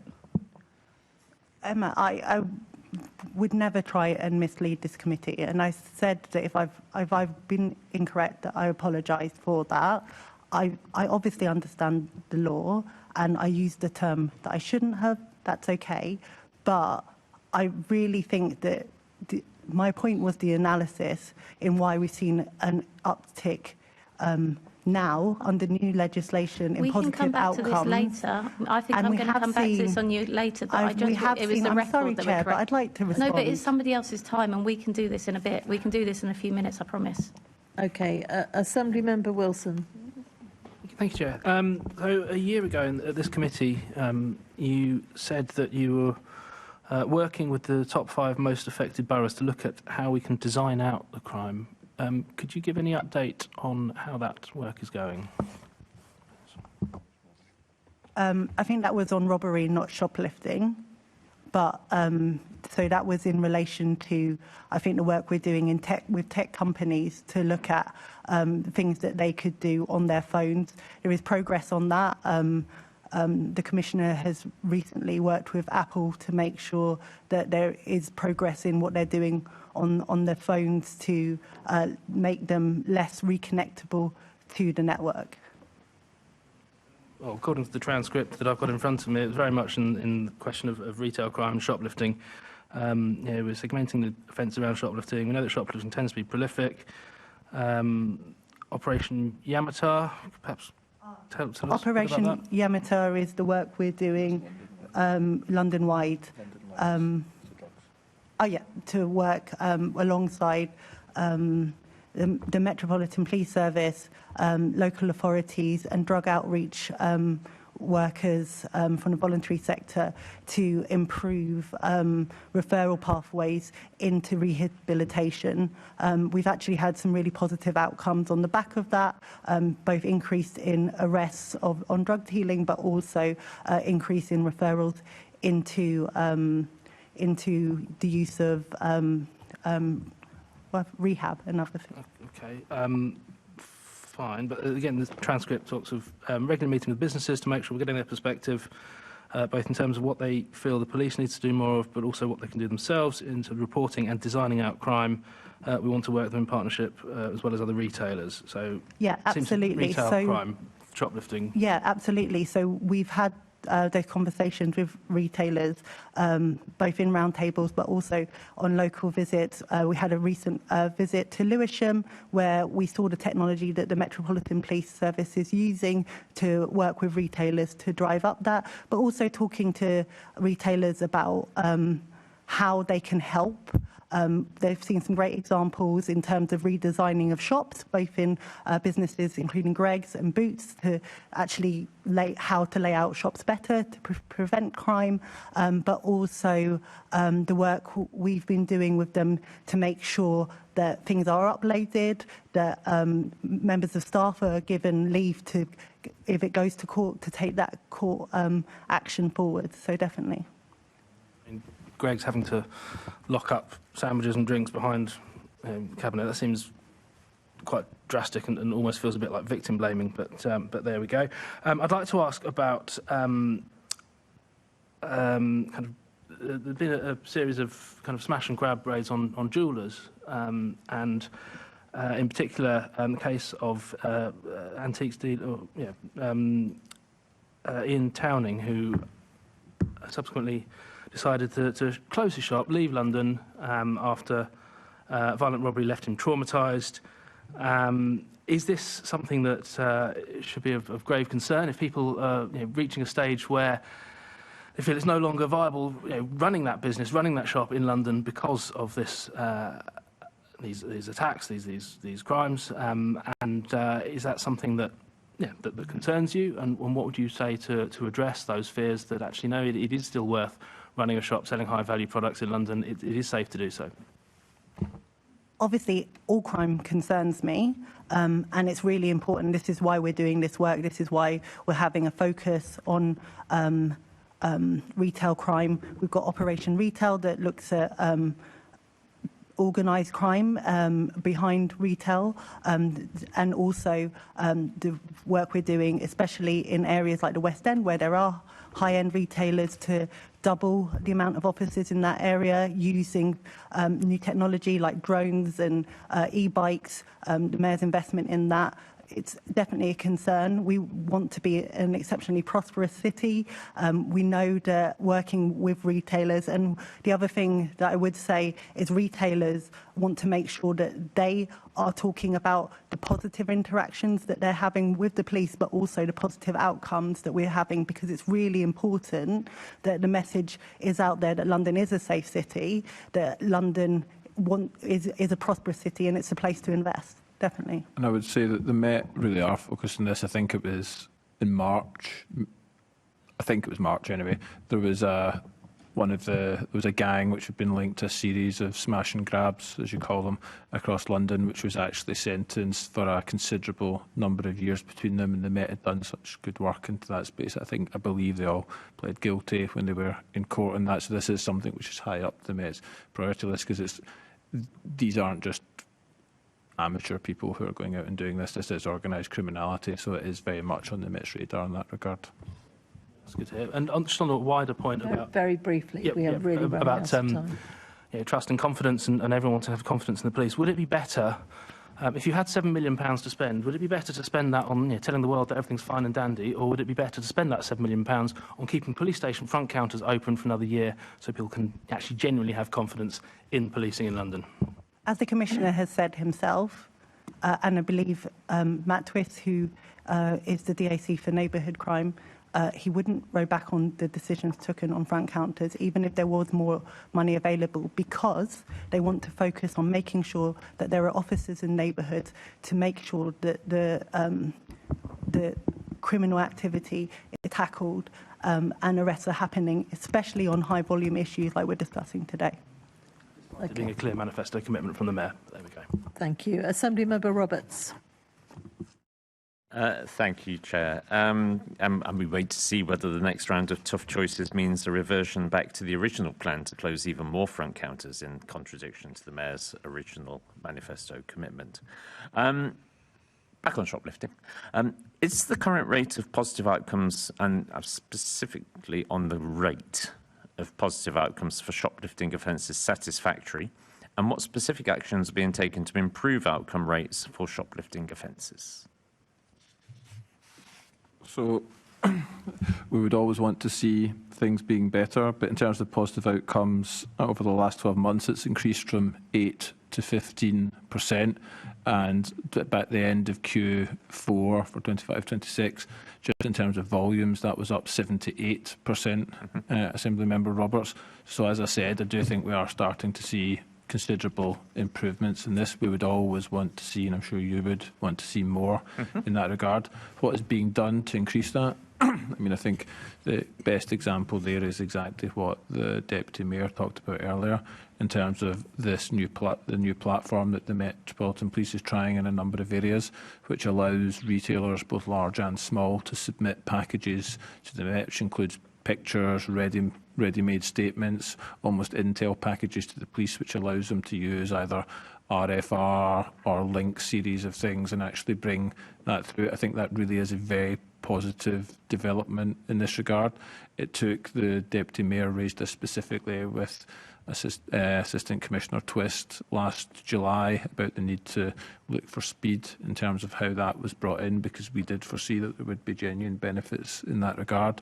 And as a result of that and some really excellent work from the Metropolitan Police, we are starting to see the positive outcome rate for shoplifting increase. Thank you. Deputy Mayor, anything to add? No, I mean, it's definitely, I think that it's an area that the Commissioner said himself, because of the previous need to focus on violent and crimes and homicide crimes, and making sure that they're building the Met's foundations, that now that we've made significant progress in those areas, and whilst never being complacent about the need to continue in those, we're able to have a greater focus on these areas. I'm conscious that these areas are high volume crimes, that they are starting from a low base, and we need to continue to drive that. But that is something I'm very passionate about, because I know the effect it has on communities. Thank you. I mean, was it? Did I hear correctly, Kenny, you said 15% is the current rate? I mean, that does mean that 85% is falling through the gaps. So yeah, and that's why, as I said, that's why this is a focus. That's why we're continuing to talk to retailers. That's why we're bringing in new technologies. That's why we're looking at specific operations in town centres to continue that work. Yeah. Just over the last couple of months, we've seen something really quite new and disturbing happening. We saw the looting of Marks and Spencer's in Clapham in late March and in early April 26. The M&S retail director I hope I'm pronouncing this correctly, Finis Kiev, criticised both the government and City Hall, stating that retail crime is getting worse, not better. He highlighted a concerning trend of brazen, organised aggression, noting that the staff and security guards had been assaulted during these spates of disorder. In the recent response to a question which I asked of the Mayor, he said that the Deputy Mayor for Business and Growth and that you will be meeting Marks and Spencer soon to discuss in further detail that particular issue. Has that meeting taken place? No, it's next month. Next month? Yeah. Okay. What I would say, can I just clarify? Yes, of course. That actually the Met confirmed that they did not see looting or widespread criminal damage. They did see antisocial behaviour, but it's important as well because it's an important point that we are really conscious about. Is that the police are now working with social media companies because these things were amplified through social media, this level of disorder, and it's really important that social media companies have a role in stopping that footage circulating at volume. Yeah. So that's a really important point to pick up. But as I've said previously, we will be meeting with retailers, including M&S. You're right. The Deputy Mayor for Business has already met with them because we want to make sure this is a focus area for us. We want to make sure that we are driving change in this area. Do you have any concern about the optics? This all happened in late March and early April, and you're going to be meeting them next month, which is July. And I appreciate that there were local elections and all of that, so there may have been a pre-election period where you weren't able to meet and all of this business. But that to me doesn't speak of a degree of urgency. Howard met them directly. Sorry, no, the Deputy Mayor for Business met them directly Yeah. after them. We've had discussions post that. We continue to work with retailers. We're meeting with them next month. It is a continued priority to us. It's a conversation that we're picking up. We picked up the actions from the conversation with them. So yes, it has been taken as an urgency, and it is a continual conversation. We want to have an ongoing relationship with the business sector to making sure that we're meeting their safety concerns. Yeah, I mean, I don't want to labour the point too much, but you are the Deputy Mayor for Policing and Crime, which you've said, yes, I know that, but if I may just finish the point. It's the fact that there's been a meeting with the Deputy Mayor for Business and Growth, but that's laudable. But it does seem to be taking a while longer to get, because this is an issue of criminality. It's not really an issue of business and growth. It's about crime in the capital. Really quite shocking scenes played out on social media, which, as you said, we need to make sure that the social media giants aren't able to disseminate this because it just encourages others. But this is something which Londoners have seen played out on their television screens. And that was in late March, early April, and it's still you haven't had that meeting yet. Do you see the difficulty with the optics? I see the optics in which you're framing. However, what I will say is... How would you frame them? I would say that I am part of a team. Me and Howard have worked closely on this issue since I've started. It's something that we're really passionate about and we're working together on. We'll be meeting with retailers, including M&S, in July. I've had meetings with several huge companies in London, and we will continue to focus on this because it is a key priority for London. We're starting to make progress, we're getting positive outcomes, but we know that there's further to go and we want to make sure we're driving that change. Okay, fair enough. How are you going to prevent such large mobs and protect shops, businesses in general from being, and indeed Londoners as a whole, from being victims of such brazen, organised aggression? Absolutely, and the characterisation of organised is really important in this. So this is some of the work that we're doing through Operation Retail, Operation Zoradon, and the Met's retail crime strategy that we are obviously feeding into and have oversight to, working closely with businesses for our regular meetings in the robbery reduction partnership meetings. We have one of the companies I have met with is Nike, and they showed me some very disturbing footage of swarming. But that's exactly why the technology that Kenny mentioned previously around using facial recognition, using platforms that can upload CCTV and connect to other businesses' CCTV and put together really strong cases of prolific reoffenders of these offences is so important, so that we can get the positive outcomes that we're starting to see through the courts and continue to drive this crime down. Thank you. Thank you, Chair. Okay, thank you. I've got 2 interventions on this question. They must be very quick and short answers, please. First of all, Assembly Member Ahmed. Thank you, Chair. And before I actually get to my question, because the Assembly member raised the issue of Clapham, which is in my constituency, I really do need to thank you, Deputy Mayor, for correcting him, because it is really important that we're clear about this. I was there with the police. And, you know, I absolutely take my hat off to the officers with the work that they did immediately afterwards and to prevent any further issues occurring over the next few days. The fact that they spoke to parents, the businesses, the reassurance that they provided. Can we be really clear? There was no looting in Clapham that day. It was antisocial behaviour. I was told by senior officers on the day that the amount of, it was shoplifting amounting at that point to £23. That is not looting. We're really running late. I'm sure your residents will be thrilled. Can I just go back to my question? So I don't care who. No, everything isn't fine. It was antisocial behaviour that was dealt with. On this. And I appreciate if you weren't smirking, Assemblymember Roberts. I think there was an excellent amount of work that was done by the police to reassure both businesses and residents. Nobody's not taking it seriously, but it was not looting. We need to be really clear about it. And now, my question quickly, and I don't care which of you two actually answer this, but we talked earlier about AI and technology. Both, again, in my constituency, in Brixton and in Peckham, live facial recognition technology has been used very effectively to identify, a lot of crime, but including prolific shoplifters as well. Is this something that you would support being rolled out across London, particularly around this level of crime, around the issue of shoplifting? Very briefly, please. I'm always brief, Chair. Oh, Kenny! So, can you just say yes, because it is excellent, and then we'll finish it.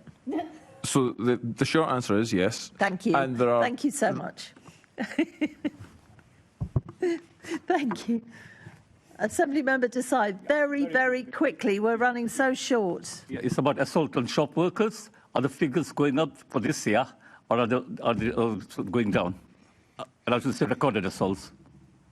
Can you follow up in writing on the latest figures? This committee and the Assembly as a whole has expressed concern in the past. I brought a motion to the Assembly some 2 years ago. Yeah, and it's really important that we track it. It's a new offence, but we'll write to you. Thank you. If you can put that in writing. Kenny, I cut you off very, very quickly, beyond your yes, but really quickly. No, so I was going to say it already is rolled out across London. It's just most of it is a mobile deployment based on intelligence of where they think they'll get the best answer. And it's really important to say, because I know there's a lot of narrative around this, but when we track this through the public attitude survey, frequently between sort of 70% and 80% of Londoners actually back the use of live facial recognition, and it is really making a genuine difference on the streets. Thank you. Yeah, I think it's brilliant. Thank you.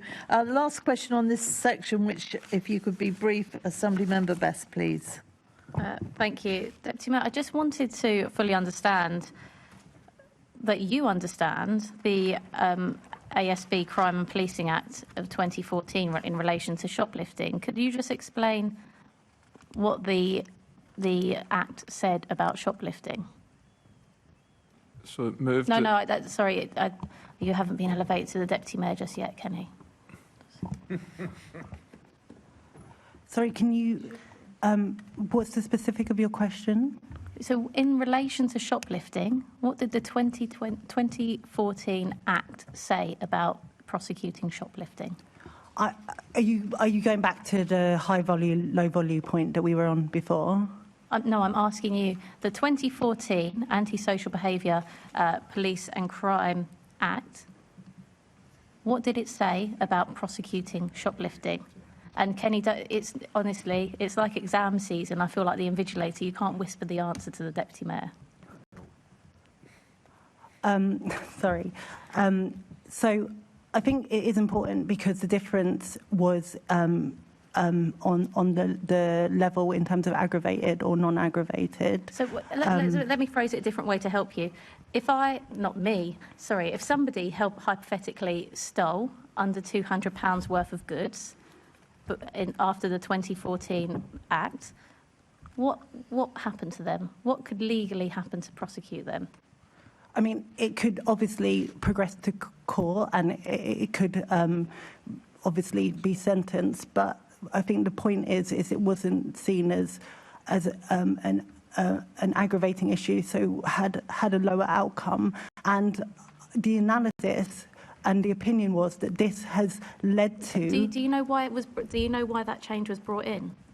So it was brought in. No, Kenny, honestly, you're not the deputy mayor. Okay, do you know why that change was brought in? But it's not. But Kenny, you're not the deputy mayor.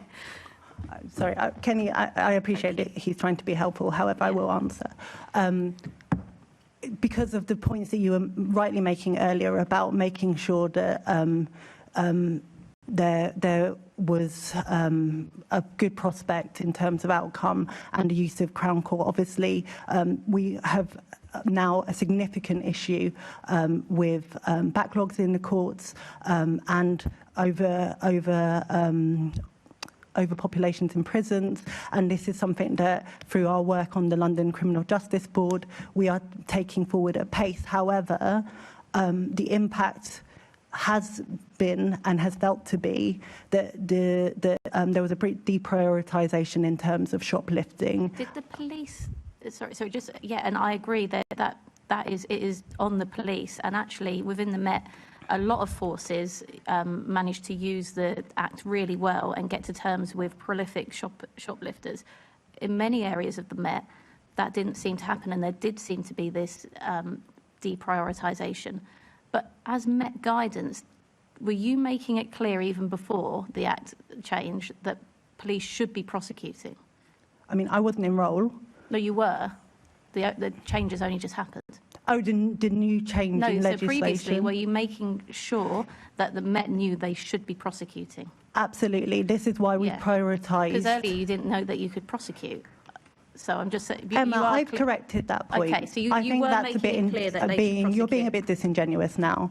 I really think that I'm trying to say honestly to the committee, this is exactly why we have prioritised this issue in the police and crime plan. This is exactly why we've put in additional investment. This is exactly why we're trying to use new technologies to drive this issue. We are agreeing it is not in a good state, and we are agreeing we are working hard to improve it. Because I want to come on to the court thing, because this is actually really serious. And the reason why I want you to understand, or to make sure you understand it, is because we've introduced this change in law at a time where we've got the most historical high of backlog in the courts. Now, what's happened with this change of law has meant that shoplifting is now classified as general theft, and then you can go, obviously, and that has to go to court. That's taken the maximum sentence up to 7 years. I don't see somebody going to prison for 7 years for shoplifting under £200. But what I do see happening is delayed justice. And what you see when you have 20% of offenders committing 80% of offences is actually the system that we had in place, and where people in the police were using it right, we could target those offenders. And yes, they were going to prison for maybe 2 months at a time, but they'd go to prison at 2 months, they'd go straight back in. Now what we're going to have is prolific shoplifters awaiting justice for a year, able to terrorise their high streets. I'm really concerned about that. Is that something that you and the Mayor are looking at? Absolutely, we are looking at that. We are really, and it outlines this in the police and crime plan, we really need to improve the criminal justice system to improve its outcomes for victims. We are doing a lot of work across the partnership, police, CPS, the courts, everyone in the pipeline, probation, to make sure that we are driving positive outcomes throughout the criminal justice system. None of us, the Independent Victims Commissioner is doing the work as well, none of us want to see these outcomes delayed. It's really important that we tackle the backlog. We're looking at various interventions we can take throughout that system to improve it. This is something I'm really passionate about, and I'm working closely with government to improve, because I agree, and that is partly why, and I've mentioned it before, it's really important that the Met is using technology with retailers to make sure that they have the highest level. I appreciate that. The Chair wants us to move on. You made a point about prolific offenders. No, I'm saying I appreciate that. And so what I'm going to say to you, Deputy Mayor, is something I believe very seriously about, and could you give a full written answer on how the cliff edge of these delays in justice are going to be dealt with? Because you're giving a full answer, but the Chair wants to move on. Yep, that's fine. Fine. Thank you. We'll look forward to that, and I'll make sure the whole committee gets it. We're now moving on to the Met's call handler work culture. We only have 20 minutes for this and the following section, so if we can be as concise as properly. Assemblymember Hamdash. Thank you. So just to the Deputy Mayor, what assessment has MOPAC made of the current misconduct reporting culture within Met Command and Control? Obviously, we look at all of the police's misconduct, but we have had conversations with the Metropolitan Police, particularly about the call centre. It's obviously really important, given the nature of the calls in which call handlers deal with and the volumes, that we make sure that there's a positive culture in that unit, and they're able to be supported to have the highest levels of professional standards. And this is something that the Met have established a particular programme of activity to improve culture and make sure that all colleagues feel safe, respected and supported. I'm conscious that we're talking about another part of the Met having culture problems. Now, do you get a sense whether other forces around the country have had similar issues with call centres, and whether there's any learnings or best practice that we need to be taking up? We obviously regularly talk to HMIC to look at what cross-learnings we can take. We're really conscious of the work that call handlers are doing. I actually went to visit Crime Stoppers and the positive work that they do, and actually the positive culture that I saw around supervision, support, and making sure that Metropolitan Police Service are doing that as well. As I've mentioned, they've established a new programme to increase the focus on improving the culture in METCC. I'll just say I've done call centre work myself. It's hard enough as it is without having a toxic culture. So I really, really support us ironing this out. So how is MOPAC working with the Met to ensure genuinely anonymous reporting routes exist and are trusted by staff? And what evidence do you have that staff feel safe to report wrongdoing? So the Mayor has invested an additional £2.5 million into METCC to improve both culture but also outcomes.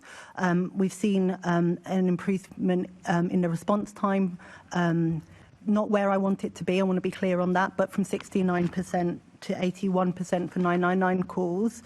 But internally as well, I understand that's the focus of your question, making sure that we can continue to oversee the Met Upstanders programme, which has, from its inception, improved from 400 reports to 1,400 reports in 24-25.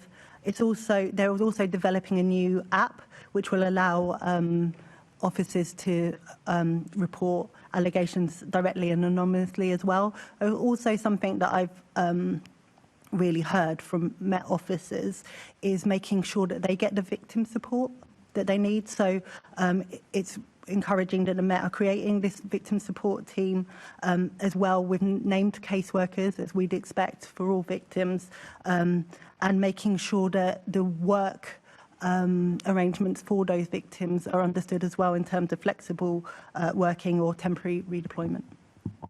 Great, thank you. So Matt Dukes, the Metropolitan Deputy Commissioner at the last London Policing Board, said that a staff survey of call handlers is undergoing. Will you commit to looking at those responses and reporting back to us about any planned actions from that staff survey? 100%. Thank you.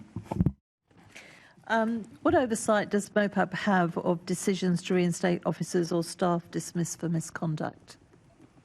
Conscious of time, directly none. These are overseen by the Police Appeals Tribunal, so it's separate. It's a separate process. We do the administration for the appeals process, but it's a separate process to us. Oh, that's interesting. So since the publication of a new Met for London Phase 2 in December 25, what specific new measures has the Met introduced to strengthen its misconduct processes, and how is MOPAC monitoring their impact?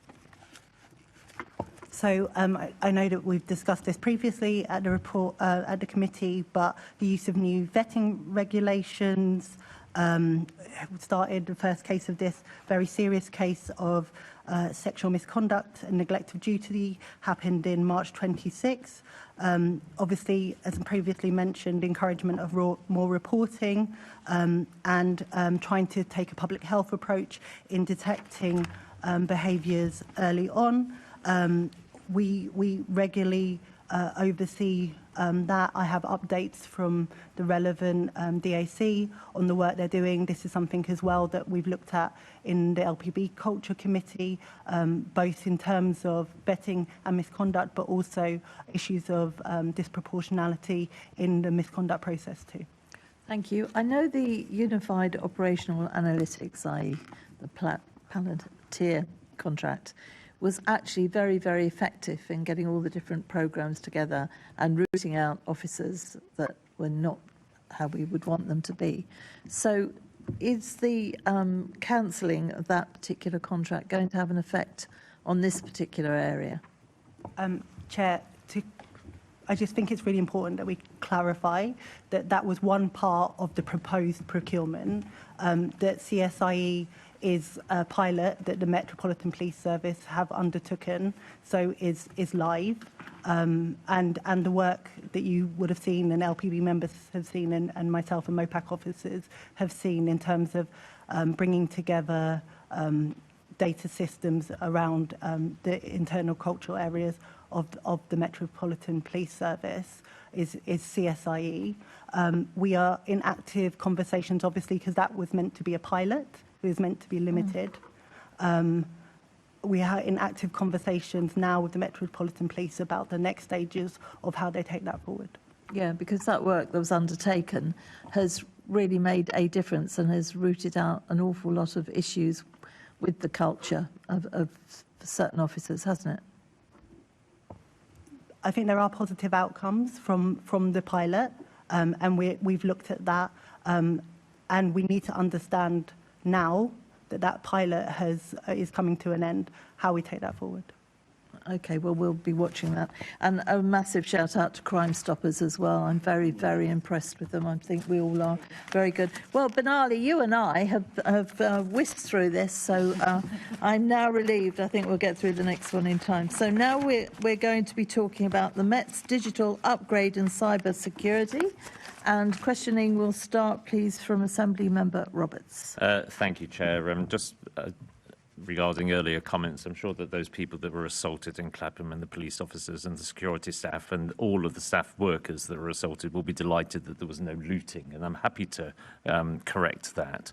Can I ask, what oversight has MOPAC applied to the Met's proposed £21.9 million pipeline notices to upgrade its digital capabilities to ensure that they represent the right balance of operational need, improved outcomes, measurable savings, and something we've heard a lot about today, public value for money for Londoners? Thank you.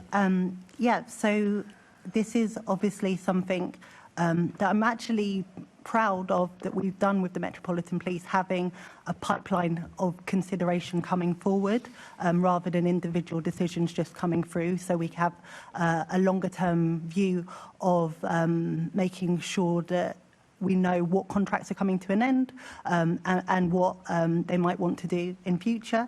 There are currently 20 notices issued in this area. However, only 2 of those currently have come through for decision through IAM. So that is digital forensics, Magnet products and services, and OS Alternate? It's open source intelligence. Open source intelligence network, which is being used to look at social media and vetting and licensing. So those are the 2 things that we've already looked at, and then there's an additional 18 in the pipeline coming forward. Just on these additional 18, and given that we were talking about procurement issues, how are you assuring yourself that problems don't occur again in other digital procurement exercises, so particularly with an eye on this particular suite of proposals? Yeah, so obviously routinely through the process we question on value for money, what is the bankable savings, how will this technology be used, wider considerations in terms depending on what the contract is for, operations or impact on staffing, and we will continue to do that. You know, we really take this obviously on a case-by-case basis, obviously through the scheme of delegation, whether things are to note because of their impact, but obviously if they're over the scheme of delegation being novel or contentious or over £500,000, making sure that we have a more in-depth oversight of that. We have now, we're talking about establishing, due to the level of pace needed on these contracts and others, having a dedicated working group. Already MOPAC officers obviously sit on EXCO and for particular programs, including command and control, sit on weekly meetings to have deeper dives on those. But there's obviously a scale of contracts and how we do that. Can I just clarify one thing, which is the list of programmes, it's a pipeline, so those are procurements which may or may not happen. It's to give an indication to the market the stuff may come forward. Yeah. And equally, they may change significantly, and the values which are outlined may change. It's just a point of clarity. So. Yep, that's perfectly fine. Thank you for that. Just on this 500,000 limit, of course, I if you recall, it was when we had the Deputy Commissioner here the last time, and we were discussing the contract that shall not be named for legal reasons. That one just scraped under. It was £485,000, as I recall from the discussions. Are you having a look at the ones which just scrape under the threshold for greater scrutiny? I think it's really important that we treat each other with like adults in this situation. No, absolutely. No. It's a genuine question, because what you could have is something which just, just scrapes under, and you may have concerns about it. Yeah, so it's not trying to catch anybody out. I mean, that's also why the scheme of delegation talks about novel or contentious as well, to give us that wider space. And we have active conversations between the procurement team in MOPAC and the procurement team in Met to look at things and really have a detailed discussion about what should come forward and what shouldn't, and also making sure that we're tracking savings that are meant to come forward, how they're going, and other considerations. Okay, and second question, I mean, just following in from that, making sure that we have all the safeguards in place and what have you. It's more about the Met officers themselves and staff. So what steps are being taken to ensure Met officers and staff are trained to use the new technology, both lawfully and effectively?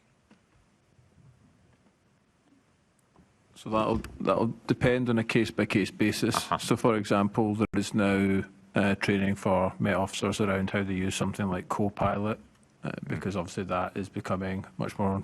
But if you look at something around, for example, how are people going to use, I don't know, if they did procure a new character inquiry service thing, it would be the people in the DBS disclosure that would look at that. If you look at stuff around like public order planning applications, obviously the public order unit, so they would get specific training in those things, because it's not the case that all 32,000 officers are going to be required to use, or under the many staff are going to be required to use every piece of software that they procure. Okay. And just earlier this week, I think it was Derbyshire Police have suspended an serving officer because they used AI to I have to be careful with the use of language here, but they used AI in relation to evidence. Are we satisfied that within the Met that such breaches, again, alleged breaches, have not occurred? This is something, obviously, as AI becomes more and more used in everyone's day-to-day life, that we're really conscious of. We've asked the Met to come forward with an AI strategy to make sure that both its usage, but also like what safeguards and checks are done in that. We know that in some ways that if you don't set the right boundaries within the technology, AI can hallucinate, and we've seen some awful cases on the back of that too. So we need to make sure that we're obviously encouraging the Met to use technology and get the most positive benefits out of that, but making sure that those safeguards those checks and balances are in place, and we will continue to pursue that, working as well closely with the Deputy Mayor's digital advisor, who's doing a wider piece of work with the Mayor on AI and overall strategy in relation to employment as well. Okay, excellent. Thank you. Thank you, Chair. Thank you. Before we go to the next question, Deputy Mayor, several times this morning you've mentioned the IAM, which is the Investment Advisory and Monitoring meeting. Now, in a previous committee meeting, we mentioned that the notes of those haven't been published since 2022, and they're still not been published. So you refer to things that we can't go back and look at. Okay. Yeah, sorry, you're correct, Chair, and I said that I'd endeavour to. I know that obviously sometimes they're limited for commercial reasons, but I'll take that as an action to follow up. Yeah, I think you said that last time. So if there's a reason you can't, will you let us know? But if you're referring to things that we then can't go back and look at... I think that action was given to me, so my apologies. I'll make sure that that's rectified. Bad man, Kenny, bad man. OK, we'll now go over to Assembly Member Best for the next question. Thank you. Thank you. Can you, Deputy Mayor, could you let us know your assessment of the Met cyber security resilience and how often you receive updates on the risks? Yes, we work closely with our wider resilience board of the GLA on this. It's obviously something that we take in great consideration because of the risk of attack, and we do a lot of work to make sure that we are doing the preparatory work in relation to an attack. The Met has actually refreshed its cyber strategy for 25 to 30, which replaces the 2020 strategy. MOPAC provides assurance and oversight through EXCO on that. We also, it's important to mention that the Directorate of Audit, Risk and Assurance is currently taking a audit on cybersecurity on the MPS, so we'll also get assurance through that. Sorry, I missed it. Who's conducting the audit? The acronym is DARA, so it might be referred to as that, but it's the Directorate of Audit, Risk and Assurance, which is an internal body. It's an internal. In MOPAC. Okay. This year, the GLA Oversight Committee published a report on cyber security. As part of that internal audit, can you make sure that they refer to that report and its recommendations? I'll speak to the head of DARA about it. Yep. Okay, thank you. As part of that report, there were several recommendations. I just want to check where the Met are on that, and MOPAC's assurances that this is happening. So in terms of the supply chain, one of the recommendations we made in that report was that the National Cybersecurity Centre's Cyber Essential Plus should be a key requirement of anybody in the supply chain. For the Met, is that something that you're aware is happening?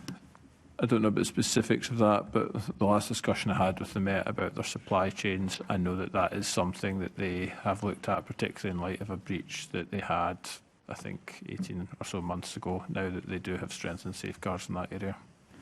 Can MOPAC ensure that it is something that the Met look to enforce?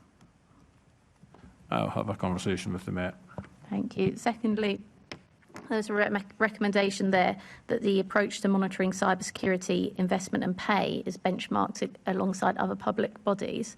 Is that something that you can also make sure the Met are doing and present and information they're presenting you with? So sorry, just in terms of their cybersecurity professionals? So in terms of what the Met pays into cybersecurity, and in terms of the pay that they're paying those individuals, making sure we're benchmarking that across public institutions to make sure that we are spending an appropriate amount and that we're paying the right salaries to attract the best people. So I know that the Met does continually look at what it pays people to attract the right talent. I also know that a lot of their work in this space is run by Capgemini out of the security centre up in the operations centre up in Scotland.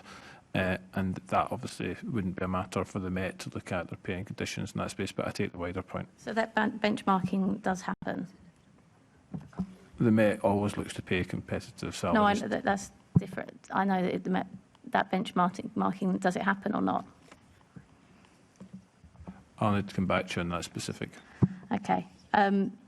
Could you come back to me on that specifically? And I think that's something that, given the threat to cybersecurity, it's something that MOPAC should be sure is being funded appropriately.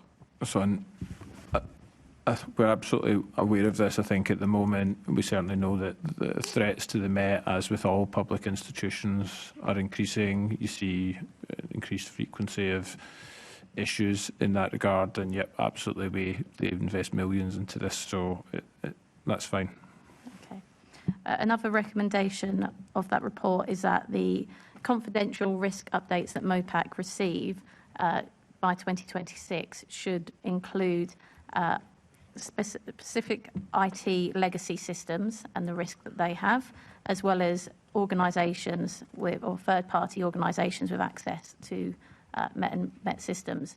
Could you and there's also, I would go further than that, there's also the grey, what you might call the grey estate in that, which is where people by them have just set up a local sort of data thing which isn't actually attached to any of the centres, and all of the risk that sort of brings. Those are certainly the sort of issues. I believe that we're having a look at this at the Joint Audit Committee next month.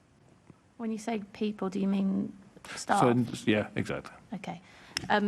Are you happy, would you agree with that recommendation then, that you should be made aware of all those risks?